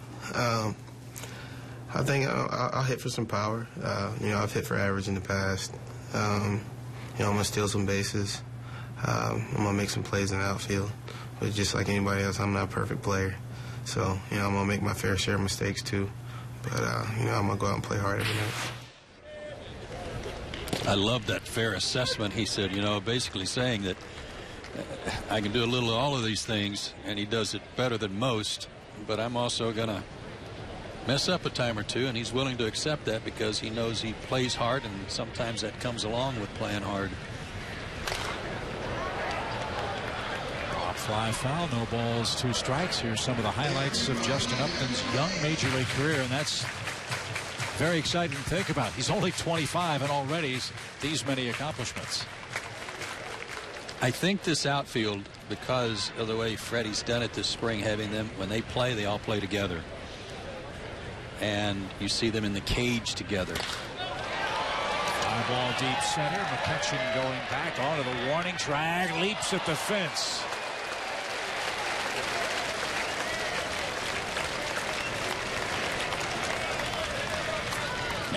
He put a charge in that one, too, and maybe another center fielder that's not a Gold Glove winner like McCutchen may not get to this in time. But I think these guys are feeding off each other already. You watch how they react to one another around the batting cage. They're talking, hitting. One guy comes out of the cage and talks to one of the other guys about something he was just doing in the cage that they noticed. I think that can be just a wonderful thing for all 3 of them.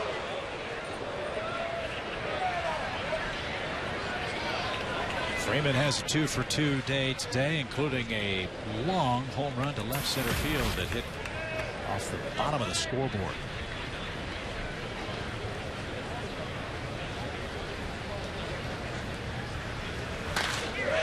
Draw a shot into the right field corner for Freeman.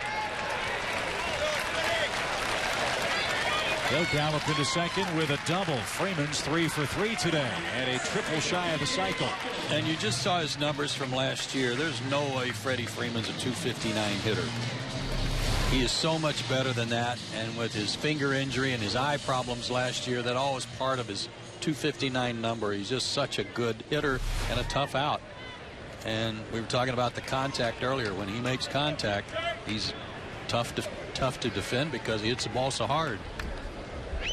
He's done that 3 times today, and now B.J. Upton will try to chase him home with 2 outs.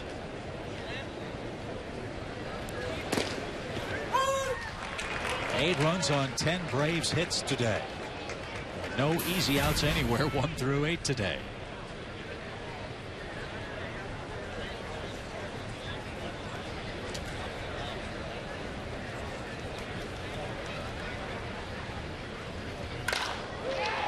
To short. And Mercer with the peg to first retires the side. Andrelton Simmons with a line drive homer leads off the Braves' 4th. It's 8-5 Braves.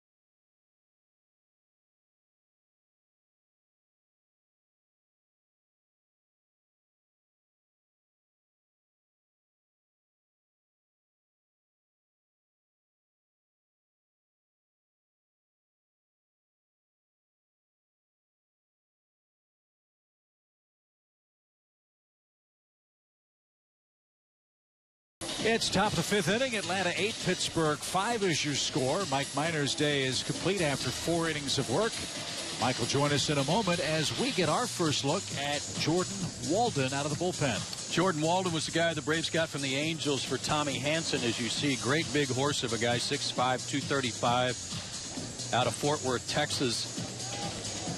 We saw him a couple of years ago in the Angels bullpen as the closer. He saved 32 games for the Angels in 2011. He had a 2.98 ERA. Throws hard. He's in the mid to upper 90s, but has been waylaid this spring by a bad back. He actually had to go back to Atlanta for an injection to try to alleviate some pain in his back. So this is his first live action. He's had a couple of side sessions, couple of bullpens, and some live batting practice, but this is his first actual game today, so it'll be interesting to watch him. And he'll face the 7, 8, 9 hitters on the Pirates lineup card. As we check in with Mike Minor, today's Braves starter, our Yellowwood interview. Mike, just a few moments ago, we got a self-scouting report from Justin Upton. I'd like to get your thoughts on your outing today. Man, it was rough, I felt like. You know, I threw some good pitches and trying to work on a 2-seamer, trying to get some more action on my fastball, maybe get some ground balls. And I threw it a couple times a day where it was straight and it was either off the plate for a ball and got me, left me back behind the count, or a couple times was hit hard in the air for some fly balls with runners tagged or whatever it was.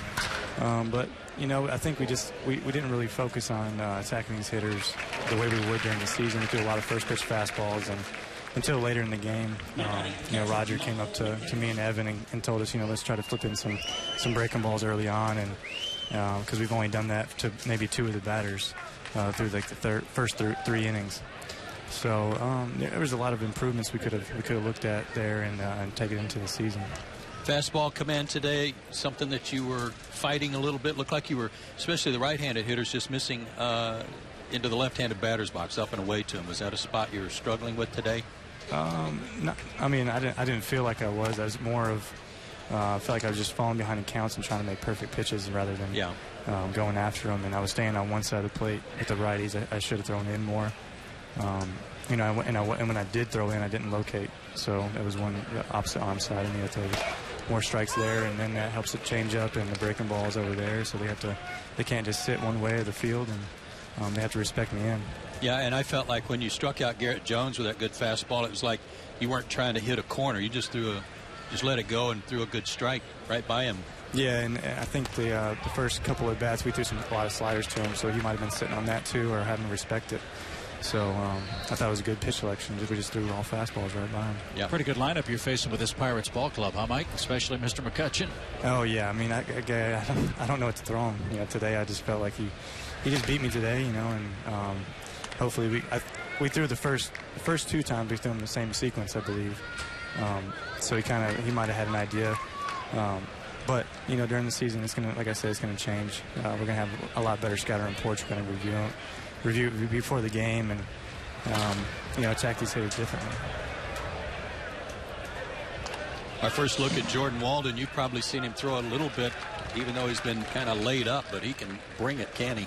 Yeah, especially when he's healthy. You know, he's been in the training room for a little bit because he's back, but you know, I can't wait till we get this guy healthy. He's going to really help us out in the bullpen, and he's one of those power guys. It's just fun to watch. Well, speaking of fun to watch, as Walden walks Michael McHenry, let's go back to your at-bat today in the first inning of play. I mean, this is a thing of beauty. Yeah. I know. I was trying to do that, you know. I know you were. Working on that one. I just talked about you have a good swing and you swing hard. It's just sometimes lack of contact, and then bang, you got a double. Yeah, I was looking away. Came in, and I don't know how I did it, but I got my hands in and turned on one. And then the very next at bat, I thought too much. I was thinking this guy's going to throw me a breaking ball first pitch. Throws me a fastball right down the middle, let it go, and then he throws me 2 breakers, kind of coming at my front hip. So I really haven't seen that all year. You start thinking like a hitter, you're done. Yeah, I know. I said that to Evan before I went up there. I was like, look at this. He's going to throw me a first pitch breaking ball. And sure enough, he just laughed at me, he smiled at me, and then I went up there, and sure enough, throws me a fastball right down the middle. Let me ask you about Evan. This is the first time or second time we've seen him behind the plate. And for Braves fans who haven't seen him play before, his reputation was as an offensive player. Joe has been raving about his work behind the plate these last couple of games we've done. Yeah. He's definitely not bad back there. He's a lot to learn, but that's just, I feel like he's just now started. I think he got drafted what did he get in 2010? Or but he missed some time. You're right. Yeah, I mean, I guess they said he was off for like 6 years. So right. Then coming back and picking it up like that, it's pretty amazing, you know. I think he asked me a lot of questions, so he's not afraid of that, and he's not afraid to get better back there. So I see him around the clubhouse always asking guys, you know, what to throw here or what to call, you know, where to set up, what do they like.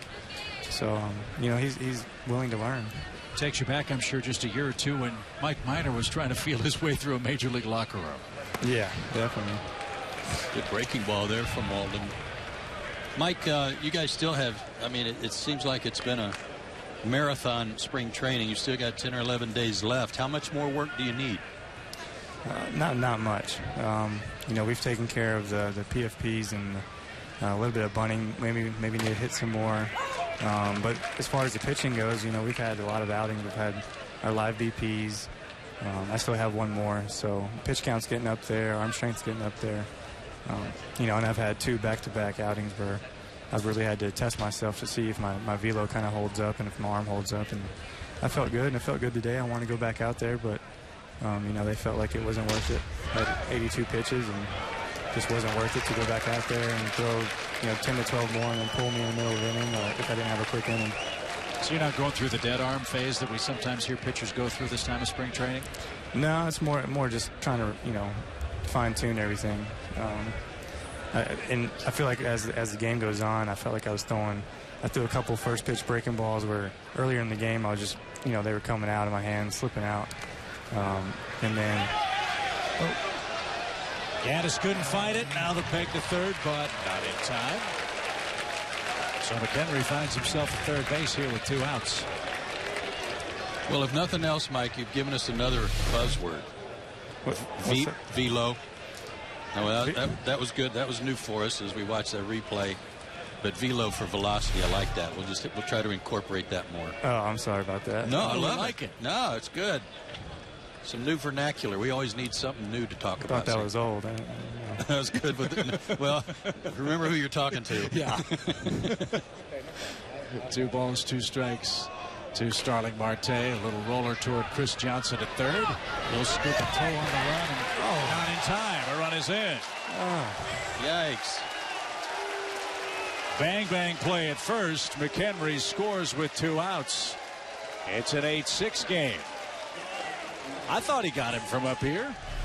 Yeah, from down here, it looked like he got him. Good play by Chris on the run.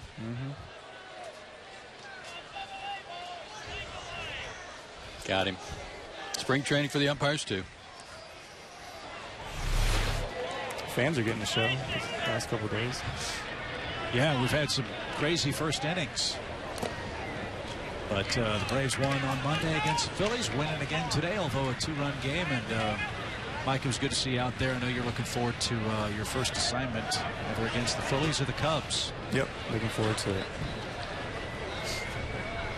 There's the 1-0 pitch to Tabata. And that's a little low. Let's see your velo as you head back to the trainer's room with Jeff Porter and Jim Lovell. Get your treatment. We'll see you here at the ballpark tomorrow night. All right. Thanks, guys. Thanks, Mike. Brave starter Mike Minor.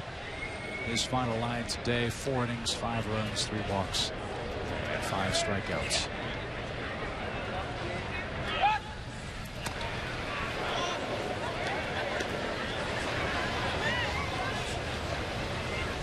Mike McHenry showed you his velo, stealing a base, going to third on the wild pitch.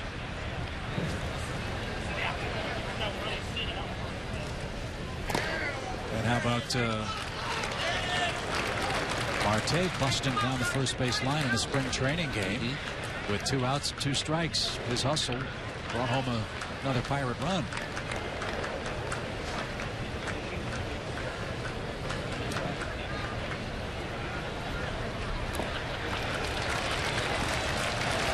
A 4-pitch walk to Tabata. Now the Braves have to face Andrew McCutchen with 2 on and 2 out.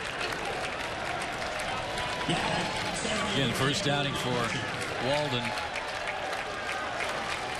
Not going to be as sharp as he would like to be, and should have, at least looking at the replay, should have already been out of the inning. You don't want to face the Pirates, and this guy in particular, with men on base because of this.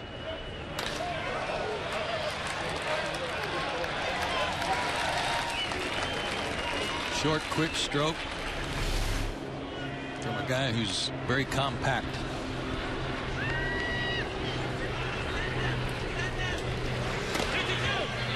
The throw towards second is going to be in plenty of time. Pirates employ a double steal with McCutchen in the batter's box and 2 outs. Pittsburgh runs themselves out of a chance to pick up a couple of runs with McCutchen up there. We'll take that. 8-6, middle of the 5th.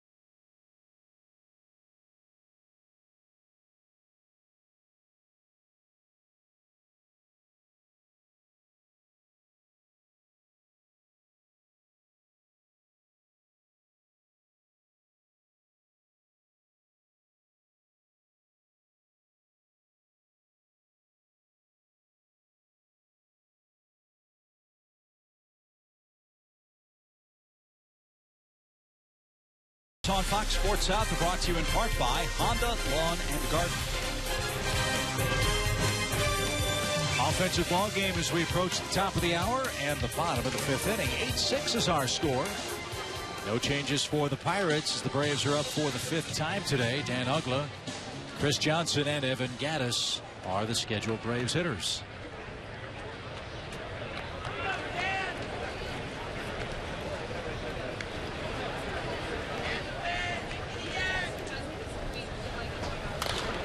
First pitch popped up back toward us.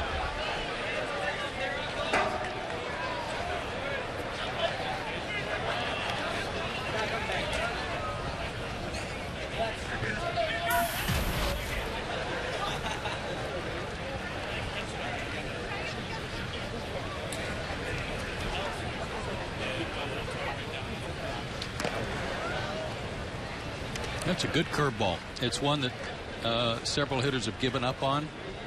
Struck out Jason Hayward looking earlier today when it looked like it was going to be a ball and dropped in there.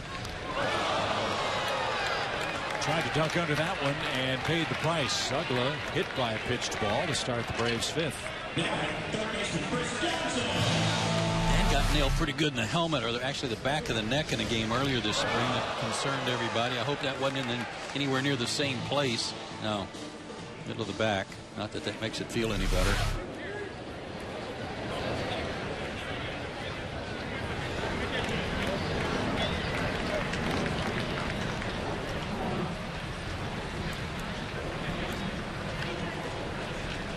Chris Johnson, the hitter. He's 1 for 2 with a couple of RBIs. And he swings the first pitch. Pops it up behind first. Jones puts the squeeze on that. 1 on, 1 out. Interesting play by Clint Hurdle to end the 5th inning. Pirates with a double steal. You made a good point about the decision making of Evan Gattis on that throw on the stolen base try. Yeah, it looked like who was the lead runner on that? Marte? Marte. Looked like Marte got a great jump. So Evans started looking at the trailing runner, who sometimes doesn't get as good a jump, and made a wise choice to throw to second.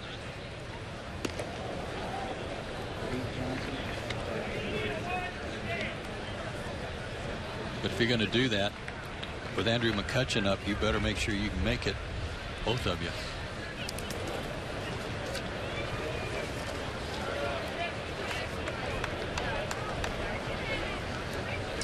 Evan 0 for 2 today. He has struck out and flied out.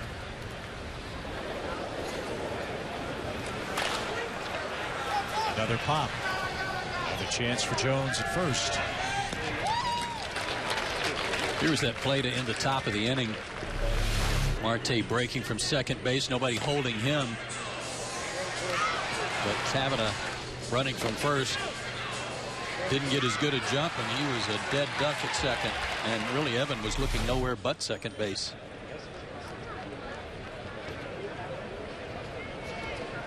So Reed Johnson will be announced as a Braves pinch hitter. He'll step in for Jordan Walden. And that's going to be it for Kyle McPherson, who after a rocky start pitched pretty good ball after the first 2 innings. But he trails 8-6.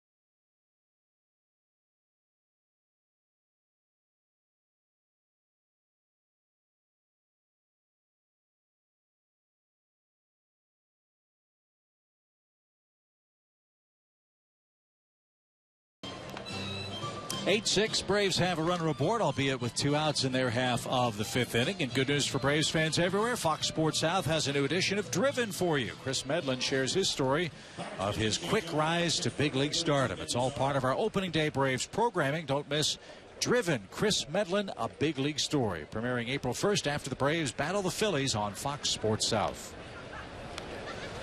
Travis Snyder in for the Pirates. He'll play right field. And replacing Kyle McPherson on the mound for Pittsburgh is right-hander Vin Mazzaro. I'm guessing they had McPherson on a pretty strict pitch count. He finished up with 72 pitches. So 70 apparently was his limit today. They got him out of there. And of those 70, about 50 of them came in the first inning, but he got roughed up. Yeah, and true to form, he didn't walk anybody. Got knocked around a little bit, but no walks. So pinch hit assignment for Reed Johnson with Dan Uggla at first base.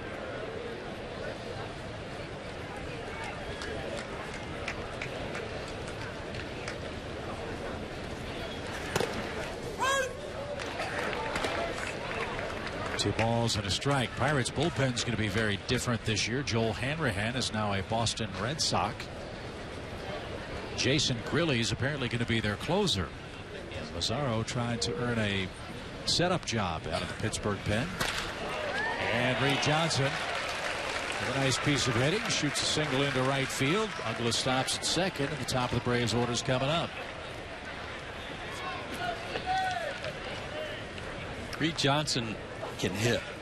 Led the majors in pinch hits last year, but just watching him in the cage today, in the covered batting cages, and his teammates watching him, 2 or 3 guys yelling out, you know, that away, Reader, because he was just looked so sharp up there and carried it right into the game.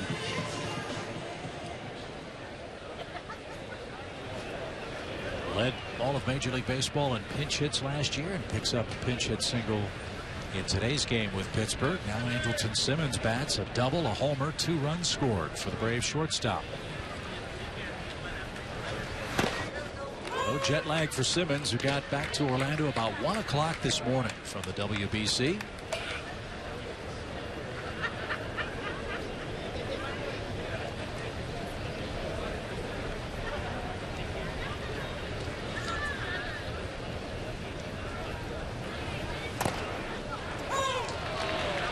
Here's the home run if you missed it. Line drive that hooked right around the foul pole down the left field line.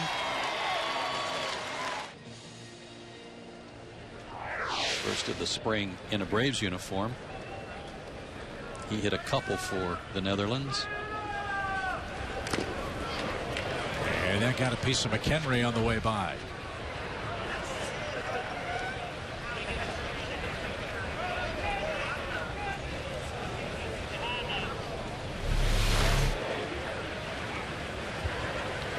Well, if there's anything that's going to slow McHenry down on the bases, it's that.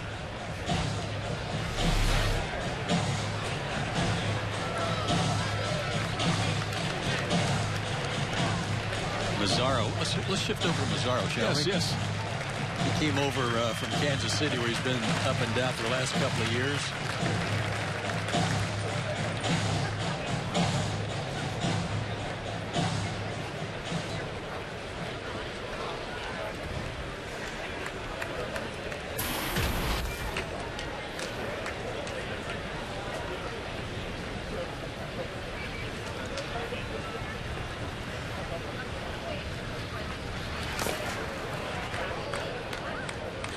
One and 2 your count.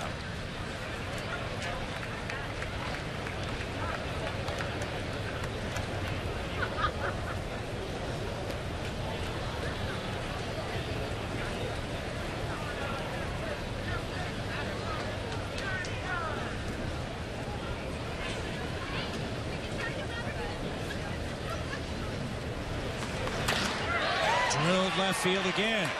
That one's got a chance. That one's gone.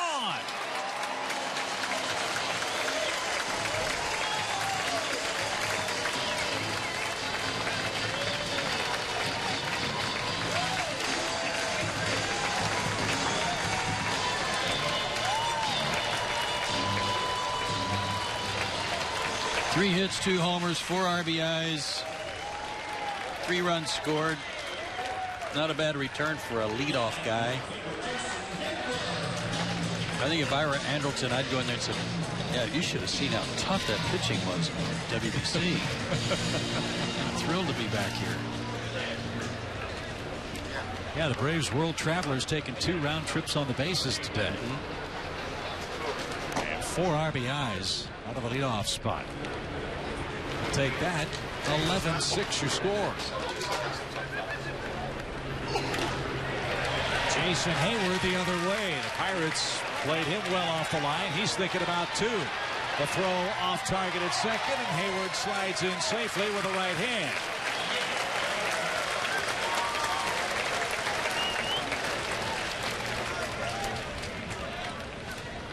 Good piece of hitting and excellent base running. 2 outs.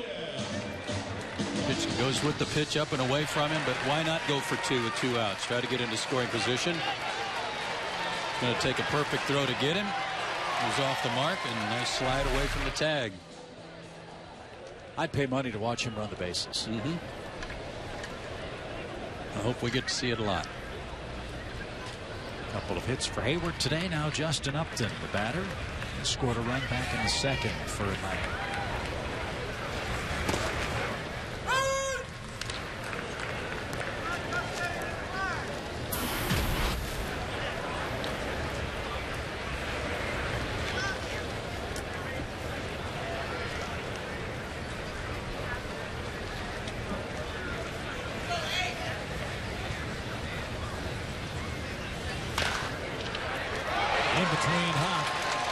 Off the chest to Brandon Inge, and Hayward's going to come home and score.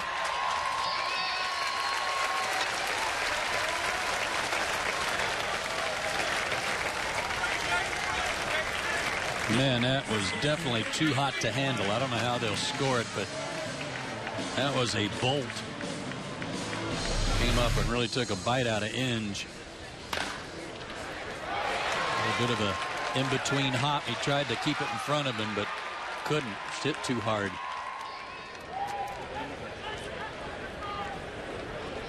That scored an infield hit for Upton and an RBI. His 16th RBI this spring. Now Freeman bats. He's singled, homered, and doubled.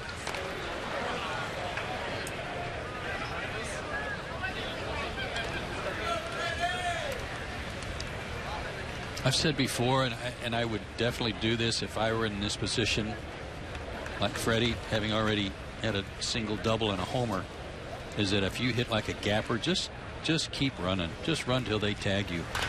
Try to get that triple. Oh, that hit for the cycle. I mean, even if it's just a clean single to the left, just keep running. They could fine you in Kangaroo Court for hitting for the cycle in spring training, couldn't they? Probably so. Showing up the rest of the club or something?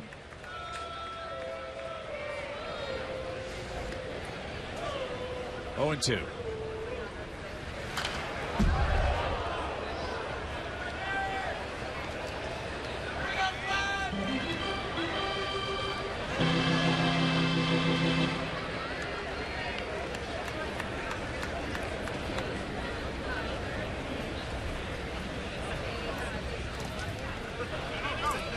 Stop McHenry. 1 ball, 2 strikes. The Braves and Nationals here tomorrow night. A 6:05 first pitch. We'll have it for you on Fox. It'll be our final spring telecast. Then we'll get rested up, ready to go on opening night.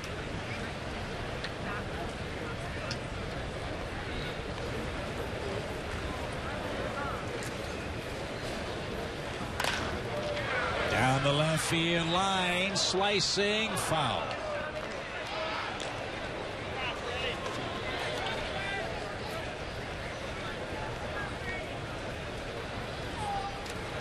That had the makings of triple.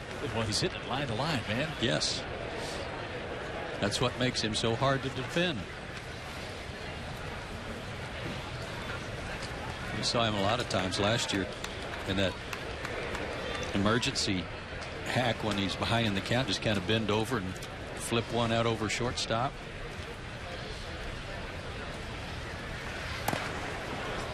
I know this. If you go in like that, and McHenry was set up with that inside target, if you go in there, you better go way in, because especially down and in, he annihilates that pitch.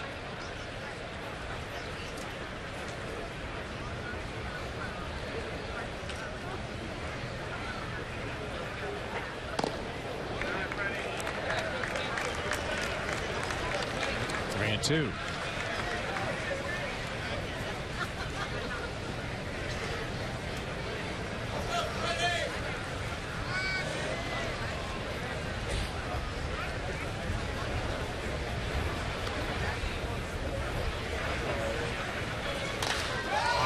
Fly ball hammered deep right field. Snyder back. That's gone.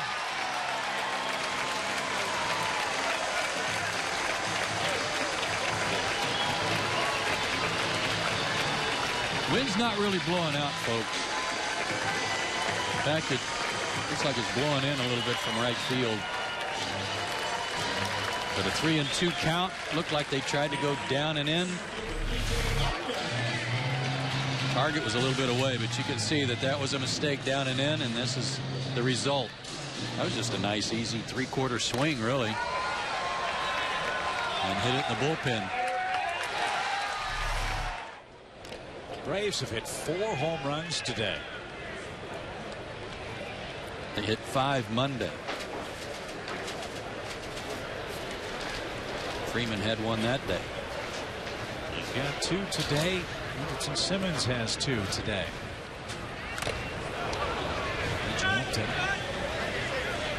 Another foul ball behind in the count. No balls, 2 strikes. 14 runs on 15 Braves hits. This is the 5th inning, friends.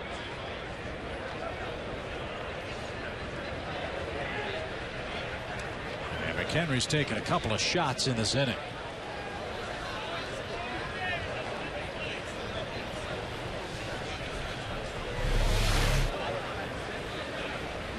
Man.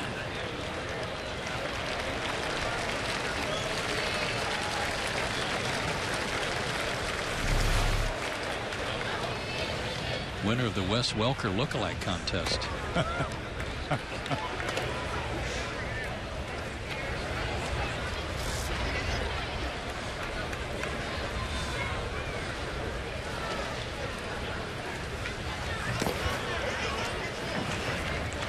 Two and two. What do you think, Chip? Wes Welker? Not bad. Not the trainer. Upton swings and misses. Second time in the game, the Braves have batted around. This time in the 5th inning, they score 6 times. A lot of crooked numbers on the scoreboard. A big day for Freddy Freeman.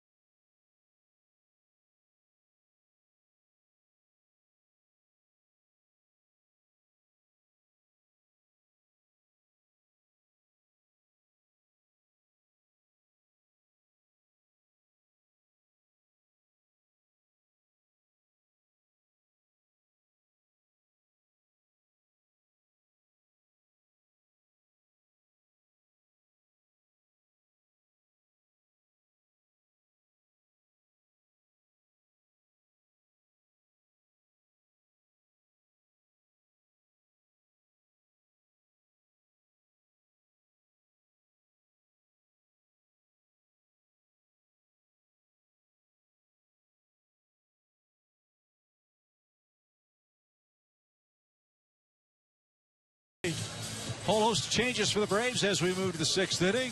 Joey Trdoslavich takes over for an exhausted Freddy Freeman at first base. In left field, Jose Costanza takes over for Justin Upton. Jordan Schaefer is in center. There's Jordan. Reed Johnson stays in the game to play right field. And David Carpenter is the third pitcher of the day for the Braves. I don't think we're on TV yet. Are we on TV yet? You are. We got a creative player right here. And another one right there. 99s across the board. As you can hear, Jason, come over here. Freddie has joined us on TV. Come over here, Jay. Come on. I don't think he wants to share the spotlight with a man that hit 2 home runs today. Now here he comes. There he is. There he is. Oreo. We got the whole crew here. Creative players. Yeah, we're on TV, right? Yeah. Yeah, hey, guys. Pisco.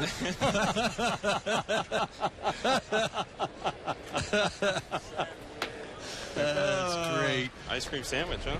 Andrew McCutchen leads off. Quite a day for you, Freddie. Yeah. Feel good at the plate, I guess? I do feel good. You know, just finally get the repetitions in, playing every day, getting 4 of these now. You know, it's kind of easy when these guys are around you too. So come on, stop. The fans need to see me. I can't concentrate with you doing that. Yeah, I feel good. I feel good up there. Just kind of want people first to come now. We're showing some replays of your home runs today. The first one in the 2nd inning went to left center, and then the one into the bullpen and right. Yeah. Now that pitch looked like it was down and out away from you a little bit. Which one? The first one. Yeah, I was looking away on that one. See, that's you know it's a good day when we're talking about your homers and you said which one. That's because my bad. I didn't mean it like that. Now, did you have thoughts of a triple going for the cycle? I did, but you guys, yeah, it's not ever going to happen. It took 3 hits to get me in the first inning, so I don't think I'm going to get a triple anytime soon. Well, you got 2 in your career. That's true, but one was in cores, and gaps are like 300 feet wide, so it takes a while for them to get there. Freddie, did we have any idea of how much you were really struggling last year with your vision? I don't think so. I kind of keep that kind of stuff to myself. I don't want to make excuses, but it was definitely tough. Last year battling these eye issues, but we got it all under control, and I got those goggles that I'm wearing out in the field, and just to block the wind and all the dirt that's flying around. So hopefully that can stop the stuff getting into my eyes, and go from there. And the finger, too. Everybody might forget the Jose Reyes throw. I still got something popping out right here, but it's fine. I can make a fist now, so that's good. What's it like hitting between the Upton brothers? It's awesome. I get a lot of fastballs. It seems like someone's on first base all the time, and they're worrying about him, and next thing you know, they're throwing me a heater. So, it's a lot of fun. We can our lineup can beat you a lot of different ways. We've got a lot of power, a lot of speed also. So it's going to be a lot of fun this year. Have you noticed already how much you guys kind of push one another? Definitely. It's a lot of fun to see what we all can do, and we're finally get to playing all together, and that's a big thing. Wow, that's really good. That shortstop's not bad. Where did you guys get him? From the Netherlands. Hey, Joey Trdoslavich might be Wally Pippin you. How about that play, man? That was really good. That was awesome. Gave him a nice feed, too, to the third base side. What I think is fun watching you guys interact on the bench, Freddie, is for young guys. You guys are now seasoned major league players. Is there I don't want to say a complacency level, but certainly a comfort level that you belong and you can play here and you're on a good club? Yeah, definitely. With the veteran guys we've had on our team the last couple of years, it definitely helped us out. And we're still very young, but we are comfortable. And the guys they brought in, it just makes our camaraderie is just that much better. And we have a lot of fun playing this game, and hopefully we can show you guys out on the field this year. And, we're definitely having fun down here right now.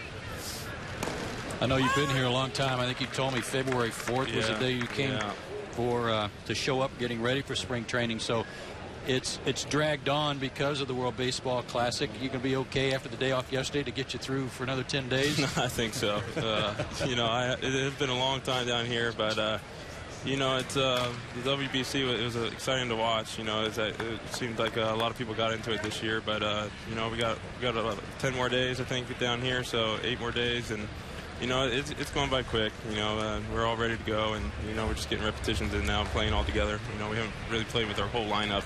This is, I think, the first time, I think, and it was, you know, it was good. You know, we put up some runs together, ran first and third, mostly Jason, but not me. But you know, it's you know, we're ready to go. I think just keep getting the repetitions in.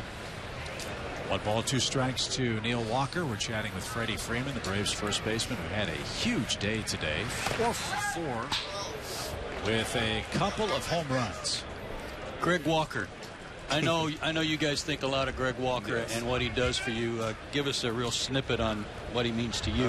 He means a lot. You know, he's always there for you. You know, and he relates to the players. You know, he knows what he's talking about. Any little thing you got going on, everybody. Stay with it. Stay with it. And did stay with it. Awesome. And we wish we could stay with you some more, Freddie. I miss you guys already. All right. We all say bye. We all say bye. Bye. All right. Great job. We'll see you tomorrow night. All right. Ladies and gentlemen, boys and girls.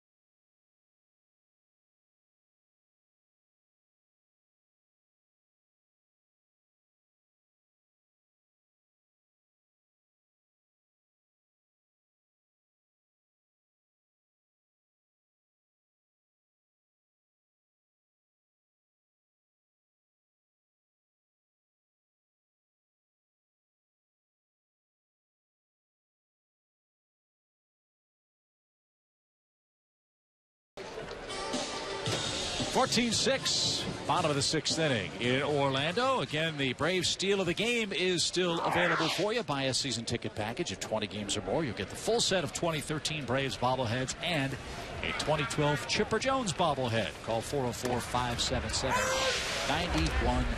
for more information. You know, I think when Freddy Freeman loosens up a little bit, gets more comfortable, you know, on camera and with the rest of the media, I think he's going to be quite a player. Yes. Now, I go back to what we asked him, though. Isn't that a sign of knowing you belong? Mm-hmm. That you can relax a little bit? Have some fun, enjoy yourself. It certainly is. Wholesale changes for the Pirates. Got a new outfield with Felix P.A. in left, Alex Presley's in center, Travis Snyder's in right, and former Rocky Brad Hops getting some time at first base here over the final couple of innings. Vin Mazzaro back out there in relief.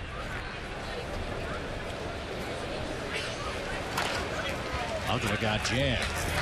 Tough play at short. And Hop couldn't scoop it. Ball ricochets off the wall. And backing up the play is McHenry, but not before Dan reaches second.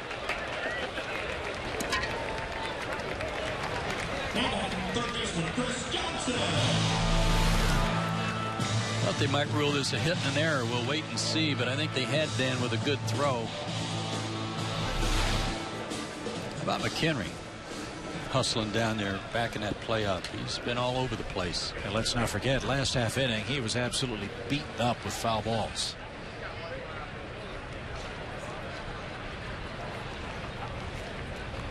So Ugla's at second to start the 6th. And Chris Johnson, the batter. This third base job, this third base battle going to go down to maybe the game in Pearl, Mississippi for the Braves? I would say yes, but I would say it would also go down to opening day and who's pitching, and that's going to be Cole Hamels. I don't know that there's going to be a platoon because they're both having such good springs, but there are some lefties in the National League that you'd kind of like to platoon a little bit on and move some guys around, and Cole Hamels is certainly one of them, which might indicate that Chris Johnson would be your opening day third baseman.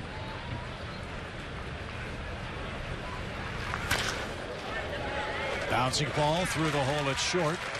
Ugla will stop at third, but Felix Piet kicks it around in left, and now Ugla can come home and score the 15th run of the game. So Johnson will get a base hit. Ugla will score on the E7. And the Pirates committed 3 errors today.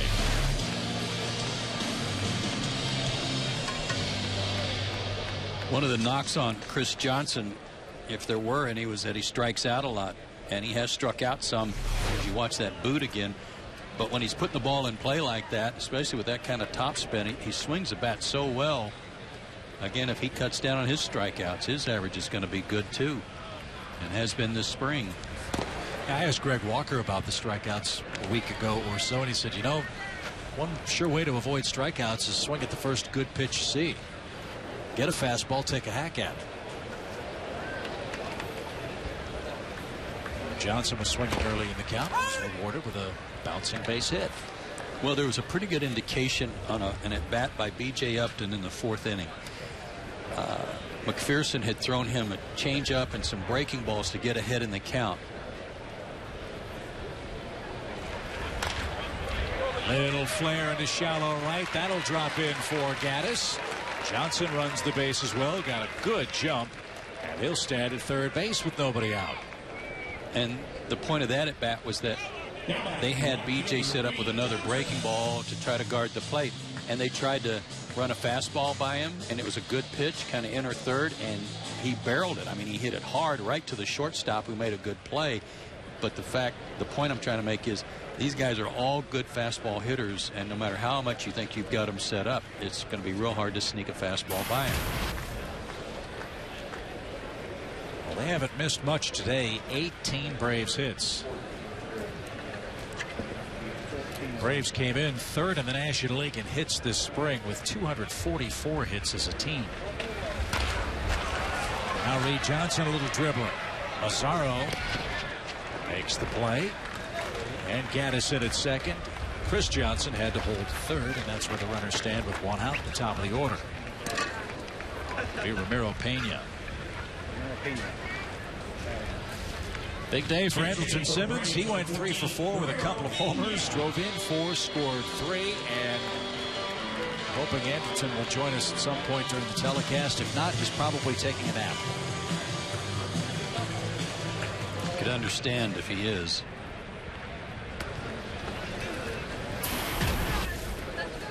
Pena, another man in deep competition for an infield job for this ball club. And he's opened some eyes this spring. He's done a good job. Infield in for Pittsburgh with 1 out.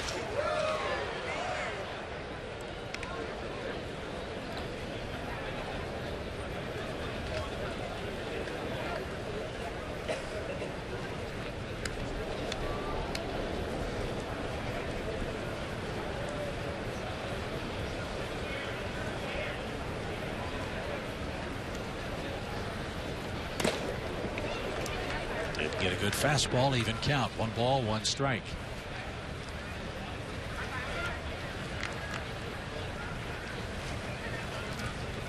Last year, Pena played second base, played third base and shortstop for Scranton Wilkes-Barre in AAA.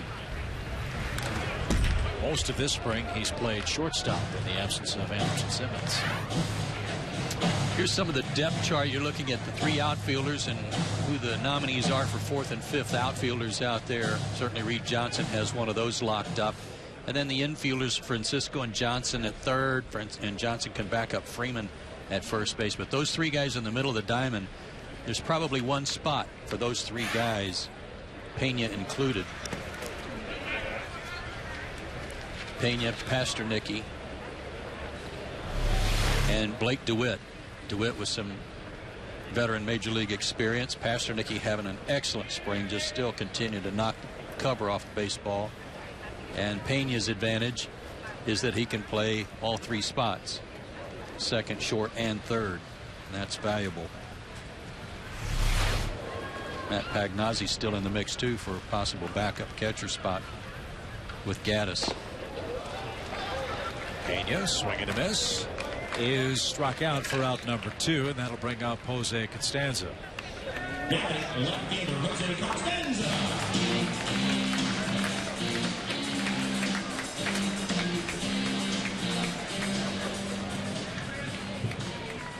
And that's going to be the last hitter that Vin Mazzaro faces this afternoon. The Braves have roughed him up. They've tagged him for 6 runs in relief today. The Braves lead 15-6.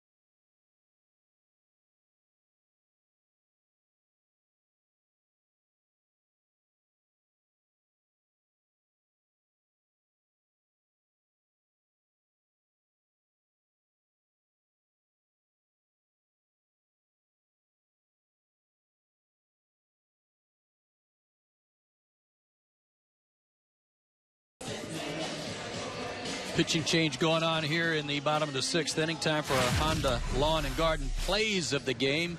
And we're going to show you some long balls. How about this one by Freddy Freeman off the scoreboard in left center? That was launched. Then in the 4th inning, Andrelton Simmons hooks one down the left field line. He's in his first game back from the WBC. His first homer of the spring. This is not an instant replay. This is an inning later. Almost the same spot. Another homer for Andrelton Simmons. 2 homers and a double for him. A 4-for-4 day for Freddy Freeman, including 2 homers and a double and 6 RBIs. Man, oh man, 17 runs, 19 hits on Monday. 15 runs on 18 hits so far today. That's Josh Harrison, who takes over at third for the Pirates, and a former #1 pick of the Giants, Tim Alderson, is now on to pitch for Pittsburgh. And Costanza hits a deep drive to left. PA going back, and with great speed makes a run-saving catch on the warning track. Freddie Sanchez was the man that went to the Giants for Tim Alderson. And a former Cub, Felix PA, saves a run and ends the 6th.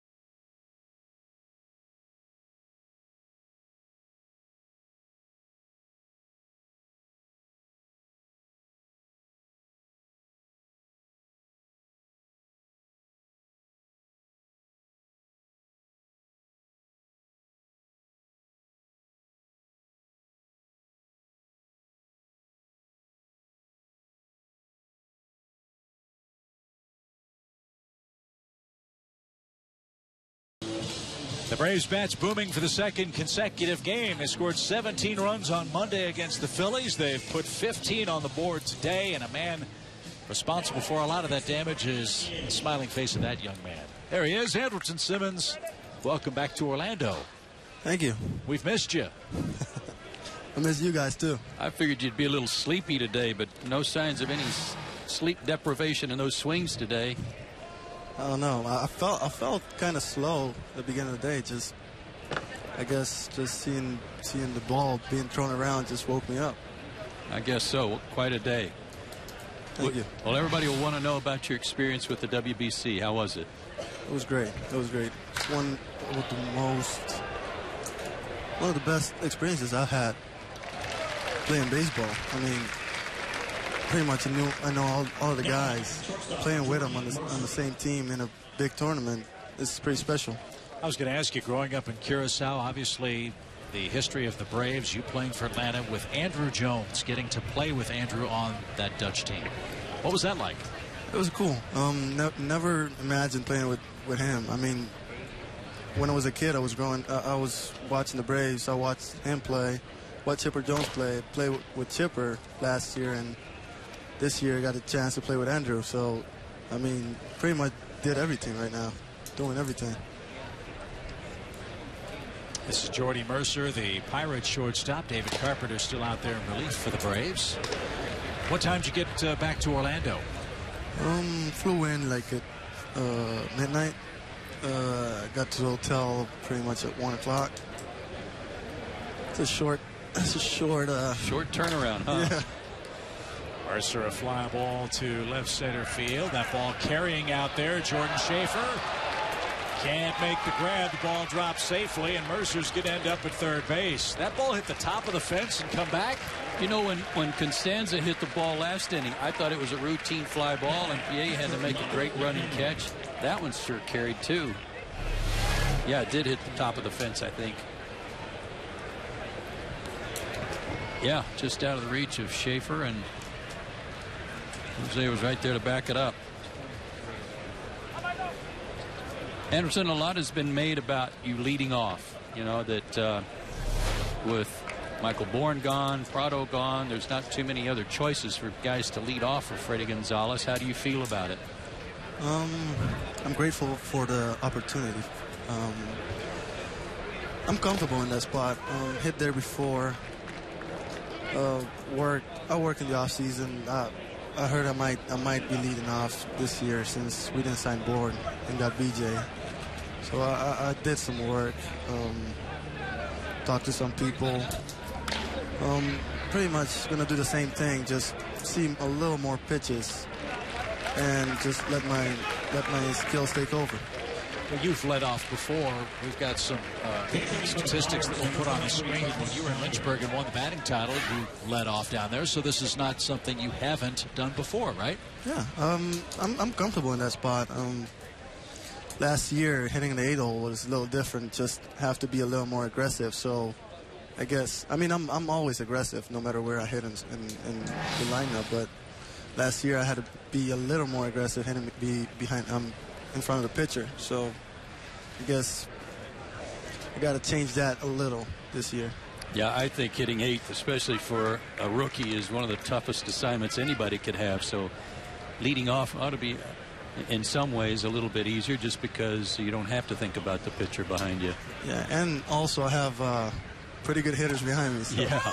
I'm going to get some pitches to hit. You should. That's for sure. Well, you got to like the look of this Atlanta team. Oh, yeah. You got young talent. You got speed. You got power. That's all you want. You got pitching. What else you want? Defense. Come on. Yeah, we got a little bit of that, too. Well, I know you guys are all excited to get started. It's a little more than a week away. Should be a heck of a division race. We'll get a look at the Nationals here tomorrow night. They're the team that won the East. I know the Braves would like to knock them from that throne if they could. Yeah, definitely. Yeah, you have a good team, but I feel like we have a better team. So it should be interesting. Should be a lot of fun. Well, we'd love to keep you, but we don't want you to fall asleep. It's been a long day for you and a busy day for you. Yeah, I'm going straight to bed. Go home, get some rest, and we'll see you back here tomorrow night. Thank you. All right, Andrelton Thanks, Simmons. Andrelton. And a shot off the bat of Travis Snyder into center field. Pittsburgh's won their hitting shoes today. That's 13 hits for the Pirates. I heard a guy say one time, well, if you like offense, you've come to the right place. Yes, you have. Yes, you have. I'll be interested to see what the Pirates do this year. I really hope for their sake they have a good season, a winning season. I really believe that if the Pirates are good, that's good for baseball, one of the oldest franchises in our game. Nice play. Pena scrambles to his feet, and Tarasovich can't handle the short hop. And runners will be at the corners for Pittsburgh with 2 outs.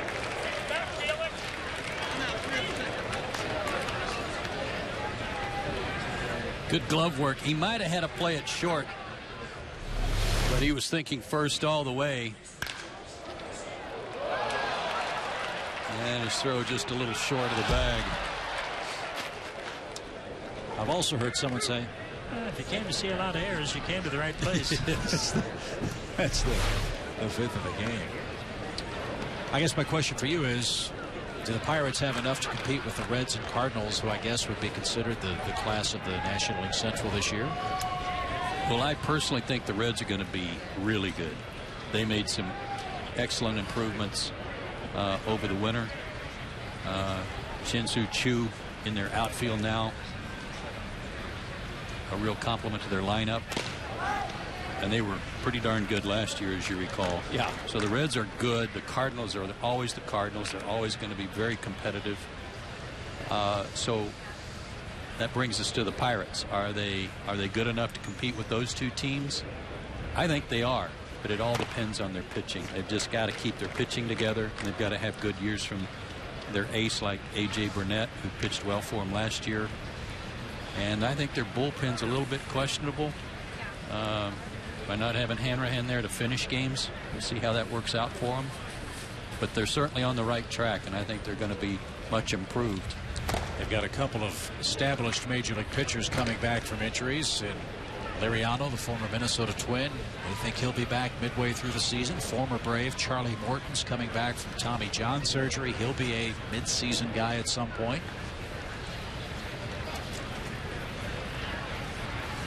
And 2 kids in their system, Garrett Cole and Jamison Tylon, 2 #1 draft picks. Many around baseball think those guys are top of the rotation type starters that are getting closer for the Pirates. So you're right, there is some hope for them.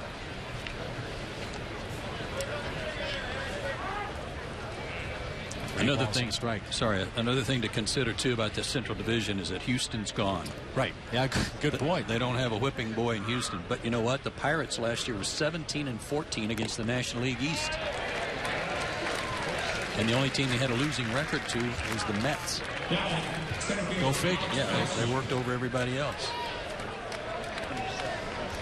Roger McDowell will be out for a chat with David Carpenter, as Alex Presley is the hitter in the 7th inning.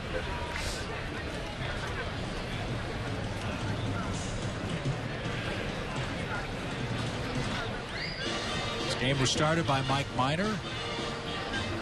5 runs, 10 hits for Mike over 4 innings of work. He did not have a 1-2-3 frame today. It's just one of those days. You heard in our interview with Mike, he was working on some things, tried to throw a 2-seam fastball that he didn't feel a whole lot of comfort with. Walked 3 guys, struck out 5 in his 4 innings today. Jordan Walden made his 2nd appearance of the spring, but his first since going back to Atlanta for an epidural for a back problem. Now Carpenter works his 2nd inning of relief for the Braves.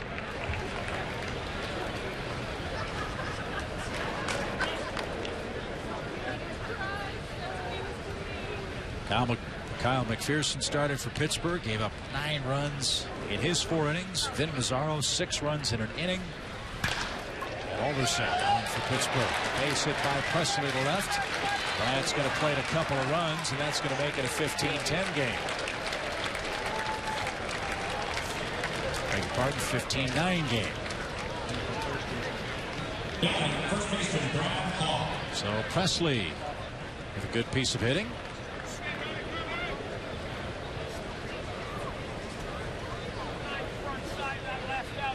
And Brad Hawk, the hitter. Another former Rocky, another former managerial player for Clint Hurdle out in Colorado.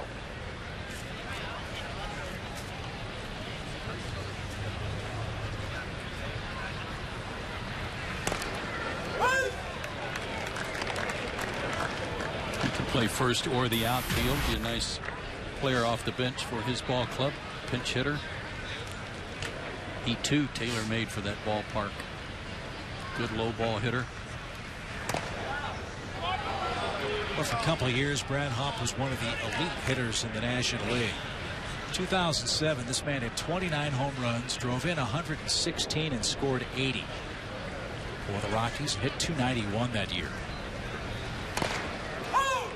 And the All-Star team in 2009. If things don't work out, he ought to think about pitching. He's got one of the better arms around too.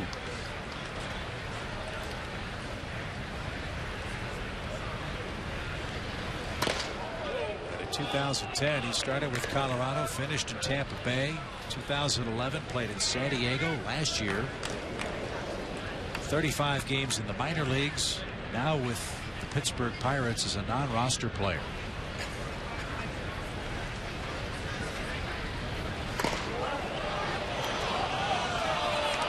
Carpenter didn't get the corner. Now a full count. Runners will be moving from first and second.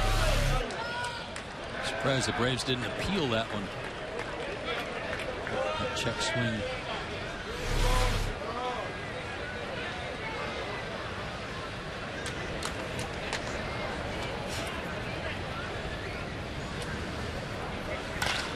Ground ball to second.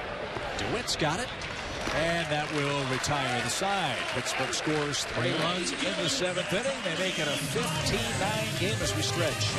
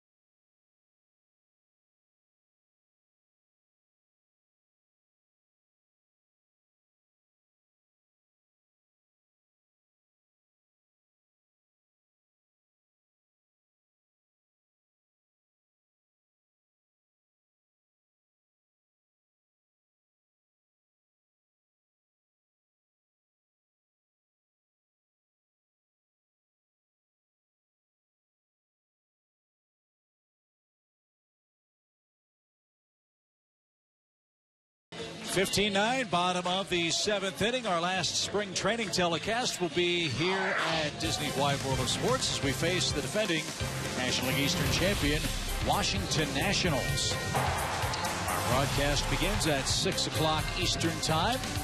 Dan Herron, a new Nat, will pitch against Tim Hudson. And here's a look at what the Nationals did this offseason. Well, one of the things that they did was adding Denard Span, who can play center field, move Harper to one of the corner outfield spots, and also move Jason Worth out of the leadoff position and bat him second. So it deepens their order, gives them some speed and good defense in center. That really will help. Nice crowd in Orlando today. All kinds of rain around town this morning. Mother Nature's cooperated to this point as we approach the top of the hour. And Joey Turdoslavich will start things off for the Braves. That's Tony Watson. He's been hit hard this spring.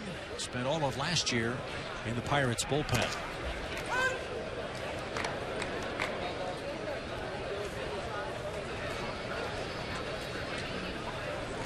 Last year, Watson averaged about a strikeout per inning. Won 5 of 7 decisions. Fastball, 0-2. Turdoslavich, a switch hitter and having a good spring himself.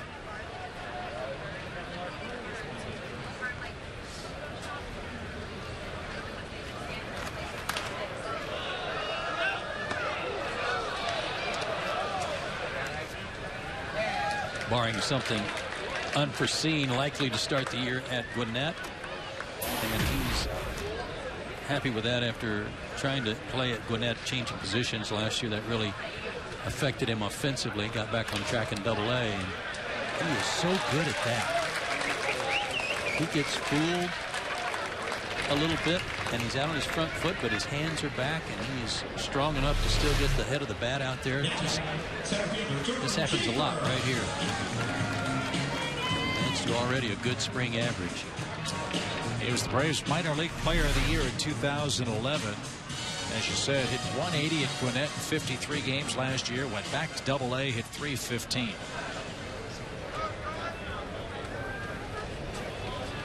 He stands at first after a leadoff single. Here's Jordan Schaefer.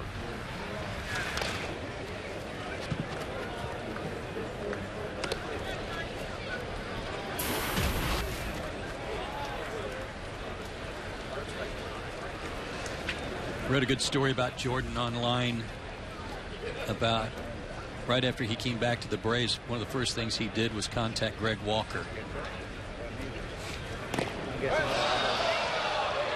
And essentially say, I need some help. You know, will you work with me? And Greg went to Atlanta. They worked a couple of days to get something started in preparation for spring training. And one of the things Jordan told him was, I've lost left field. I cannot hit a ball to left field anymore.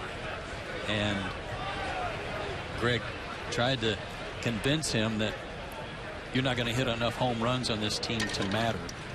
You're going to have to be a guy that puts the ball in play and hit line drives. And that's what Jordan's really applied himself on this spring, and they're very impressed with his work.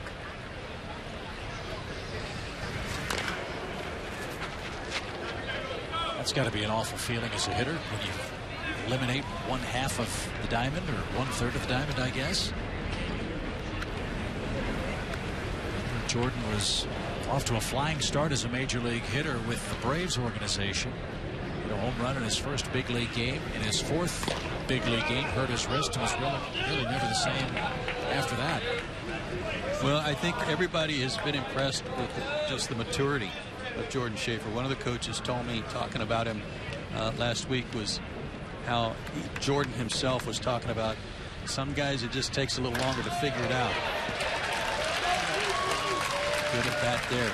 And he was talking about himself. Jordan's had his share of off-the-field issues and things that have been a distraction, and he was referring to himself. Sometimes I guess it just takes some guys longer to figure some things out, and how great this game is and what you've got to do, not just to get here, but to stay. And it's beginning to sink in for him, and the results are showing. So Jordan in the mix for one of those reserve outfield spots for the Braves. And Jordan Perez, the batter. 20 Atlanta hits today.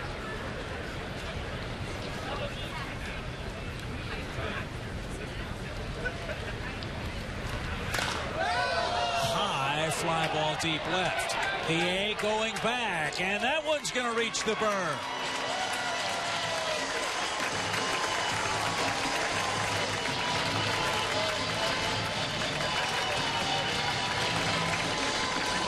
We having fun yet? The 5th home run for the Braves.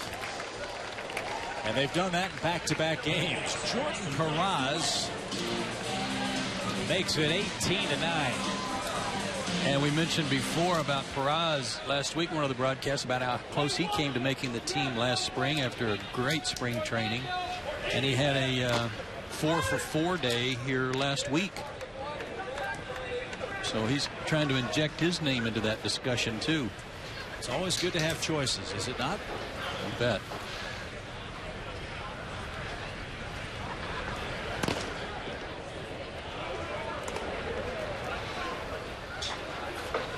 Balls, no strikes to Blake DeWitt. Tough spring for Tony Watson.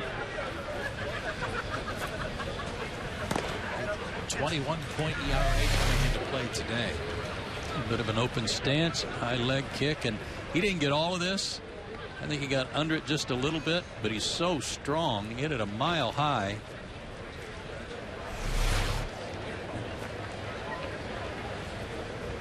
You don't have to hit it way over. It's just nice to hit it over.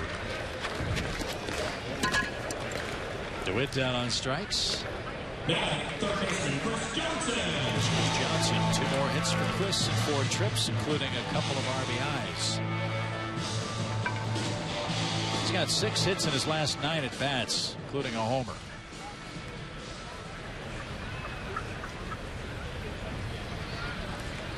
Greg was talking about him today at the cage and saying he can hit. He said there's a couple of things we're trying to work on and kind of smooth out, but otherwise he's basically talking about what just a solid hitter Chris is. And going back to that contact thing, the more contact he makes the higher average he's going to have. On fly foul out of play. Quick strike to third baseman Chris Johnson.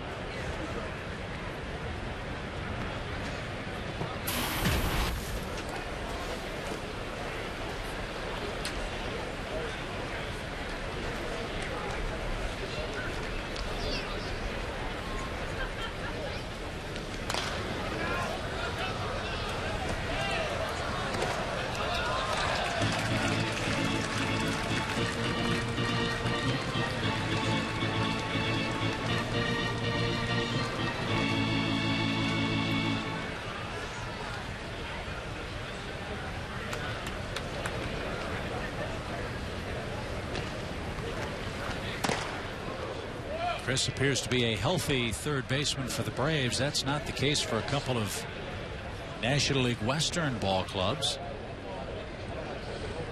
Padres a tough break with Chase Headley having a bad thumb. That's going to cost him a month. Andy Ramirez has a sore thumb too for the Dodgers. It's not what either one of those clubs wanted to see with a week plus to go in the spring. Haven't heard any news on David Wright either about when he's going to be back. No, yeah, that was when we last saw the Mets. As Johnson drives that ball to straightaway center. That's the second out of the Braves' 7th. Ben, it's time for our Georgia Power Energy Tip number 3. EarthSense programs from Georgia Power can help you save money, use energy more efficiently, and help the environment. Number 3. Right there. Georgia Power. Don't forget about it. Was that your maiden voyage on the telestrator this spring? No, I worked a little bit on it last week, but it's ready to go. Gaddis a one-hopper to short. And that will retire the side. Braves are playing long ball again. They've hit 5 homers today. Jordan Peraz joins the hit parade with a 3-run blast. And we head to the 8th.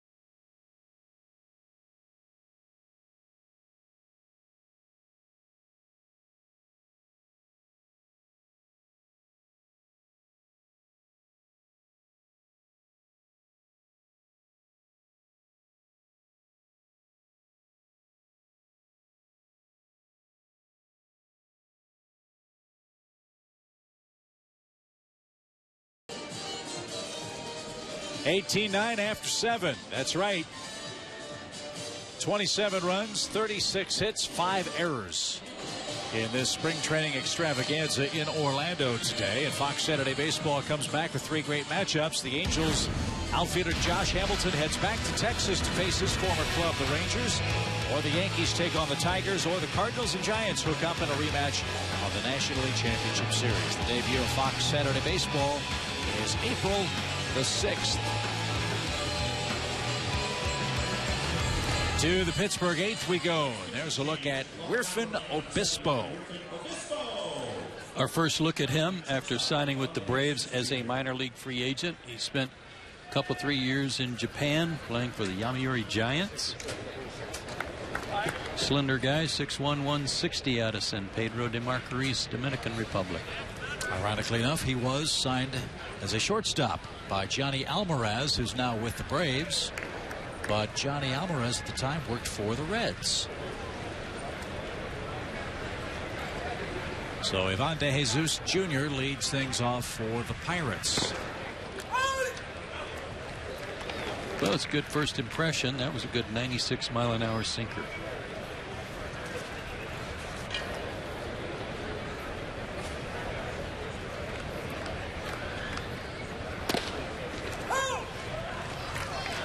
Another one.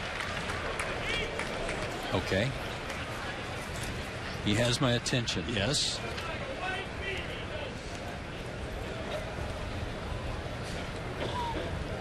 De Jesus, the former second-round pick of the Dodgers. And a brief stop with the Red Sox last year.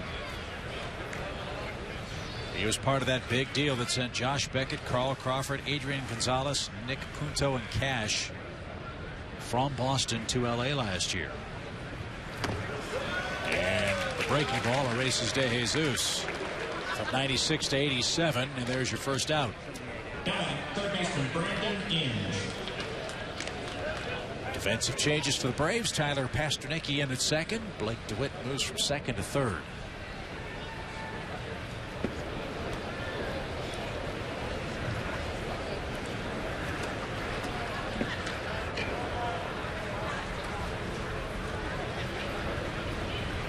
There are times when a player who doesn't come to big league camp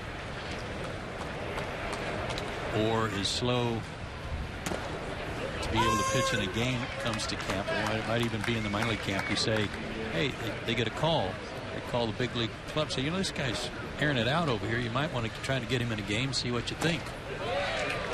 I'm not saying that's the case with Obispo here because I'm not sure, but quite possibly because this is his first game of the spring.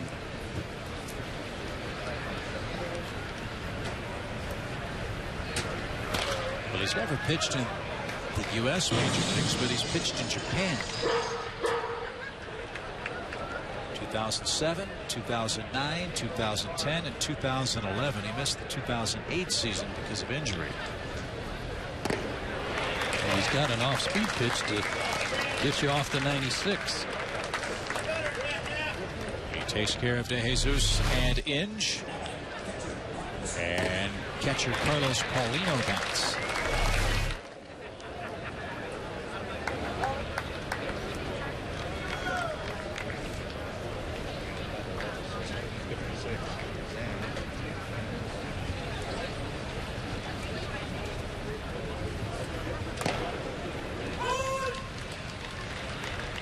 Nothing but strikes from Obispo in this 8th inning.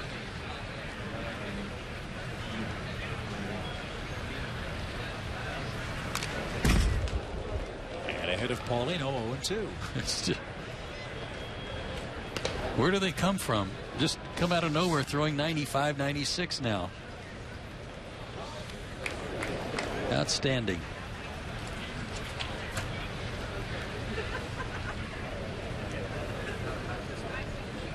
Guessing breaking ball for Paulino. That's been the wipeout pitch.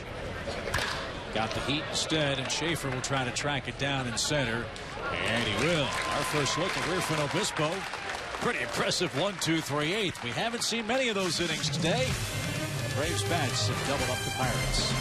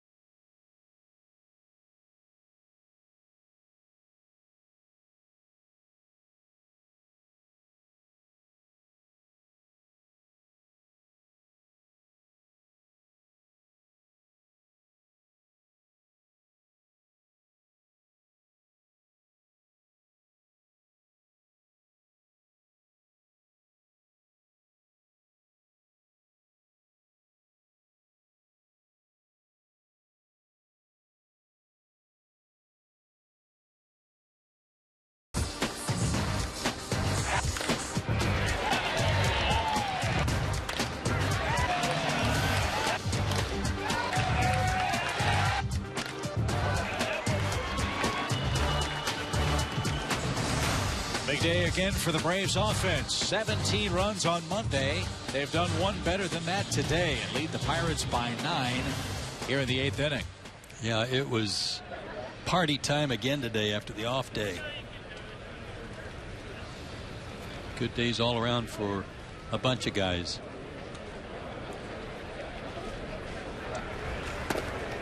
New pitcher for Pittsburgh, Jared Hughes. Great big guy, 6'7", 245. Having a good spring so far, 1.23 ERA.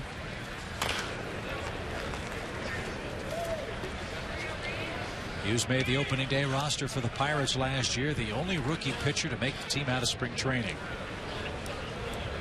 He led all National League rookie relief pitchers in ERA, was second in appearances and innings pitched. So he'll be a setup guy in the Pirate pen. Who knows? Maybe he'll grow into a closer job. Well, some people were talking about the Pirates in similar fashion to the Braves with Walker, Pedro Alvarez, a guy like Hughes. They're not babies anymore. You know, they've got some time under their belt. So they're not going to be all that blown away by their surroundings.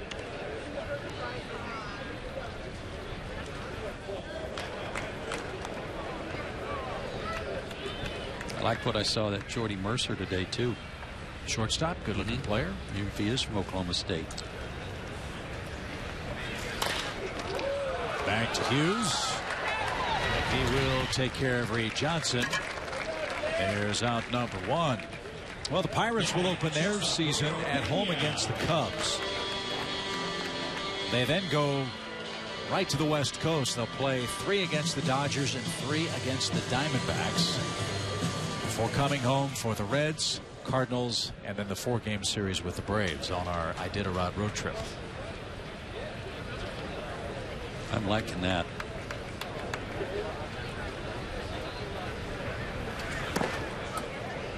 Ramiro Pena down a strike.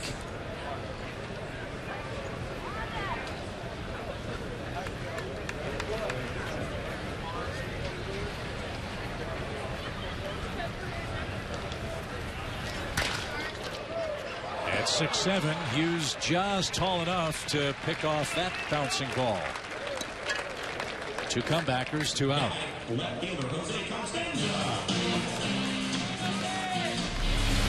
Well, it is March Madness. Time for a guy to really get up. Look how high he jumped for that.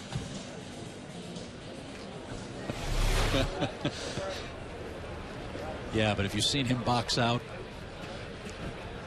No, I haven't. Yeah, maybe the best in the big leagues. Is he? Yeah. That and taking the ball out of the net. Here's Costanza, a little low, 1 ball, no strikes. I like this approach here at the Wide World of Sports, that if you don't have a walk-up song like Jose just got to town, they just give you one, and his is Smoke on the Water. What in the heck is that song?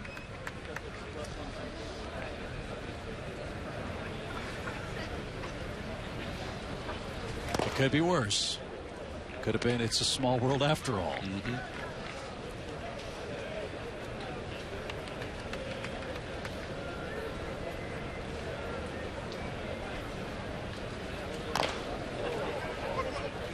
That's fouled at the plate. 2-2 for Jose Costanza. And the Braves and Nationals tomorrow night, 6 o'clock our airtime. Dan Herron for Washington, Tim Hudson for the Braves. Washington entered play today with 10 wins and 11 losses in the spring. The Braves 14-11. And Hughes very impressive. 1, 2, 3, bottom of the 8th inning. Last chance for the Pirates. 18-9 your score.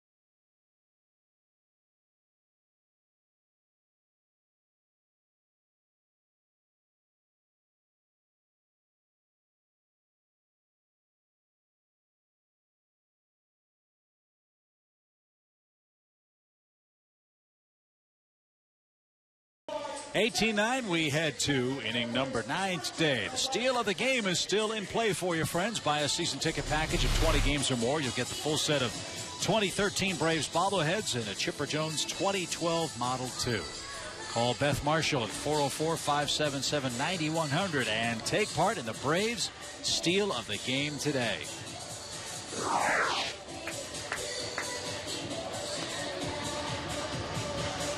Cole McCurry is the new Braves pitcher. Another guy brought over to get some work in today from the minor league camp.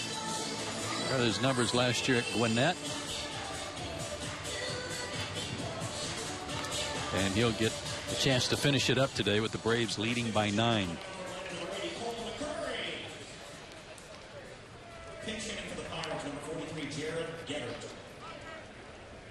So McCurry will face Jarrett Gettert.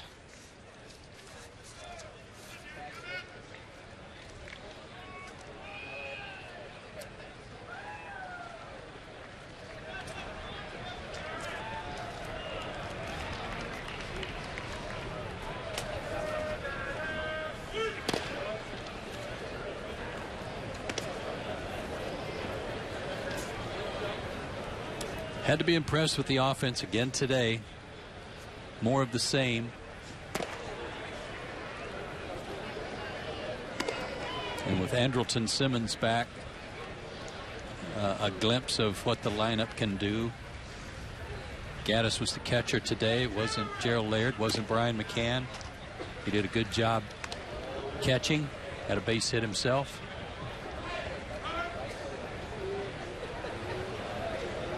But fun to watch.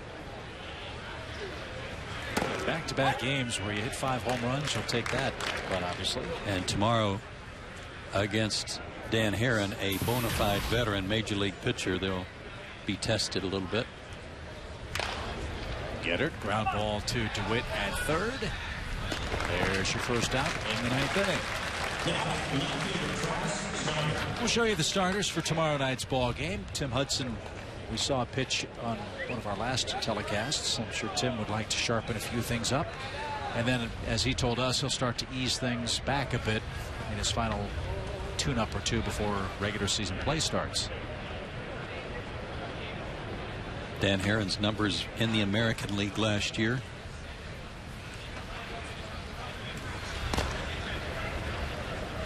That's a good club. There's no mistake in that. And as you said, they improved themselves this offseason, adding Rafael Soriano.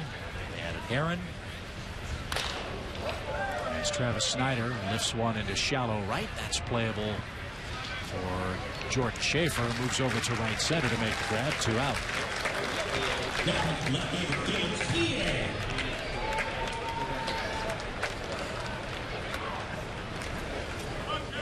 And Felix P.A., the final hope for the Pirates.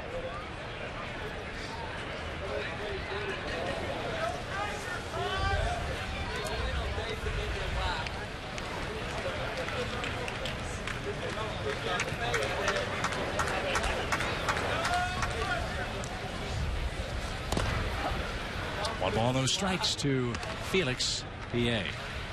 This guy below us got a cool shirt on. It's a Yankee shirt. Has a 61 World Champions picture, team picture on it.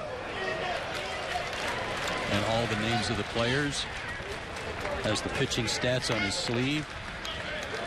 And just looking at him in the shirt, he could probably have somewhere close to 20 of the 27 World Championship teams on that shirt. Good point. I wonder if Brian Cashman's reached out to any of the guys that played on that 61 team. Yeah.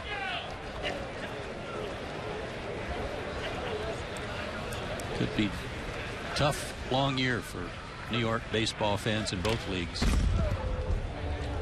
Josh Harrison fouls one straight back. He walked in his first appearance today.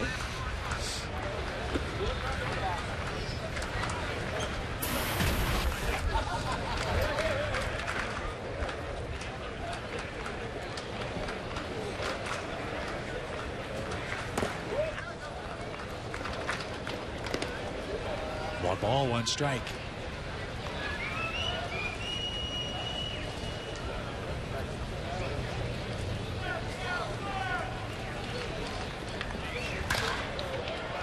That ought to do it. Fly ball to right fielder Reed Johnson. He's got it. And the Braves play a long ball again here at Champion Stadium after hitting 5 homers against the Phillies on Monday.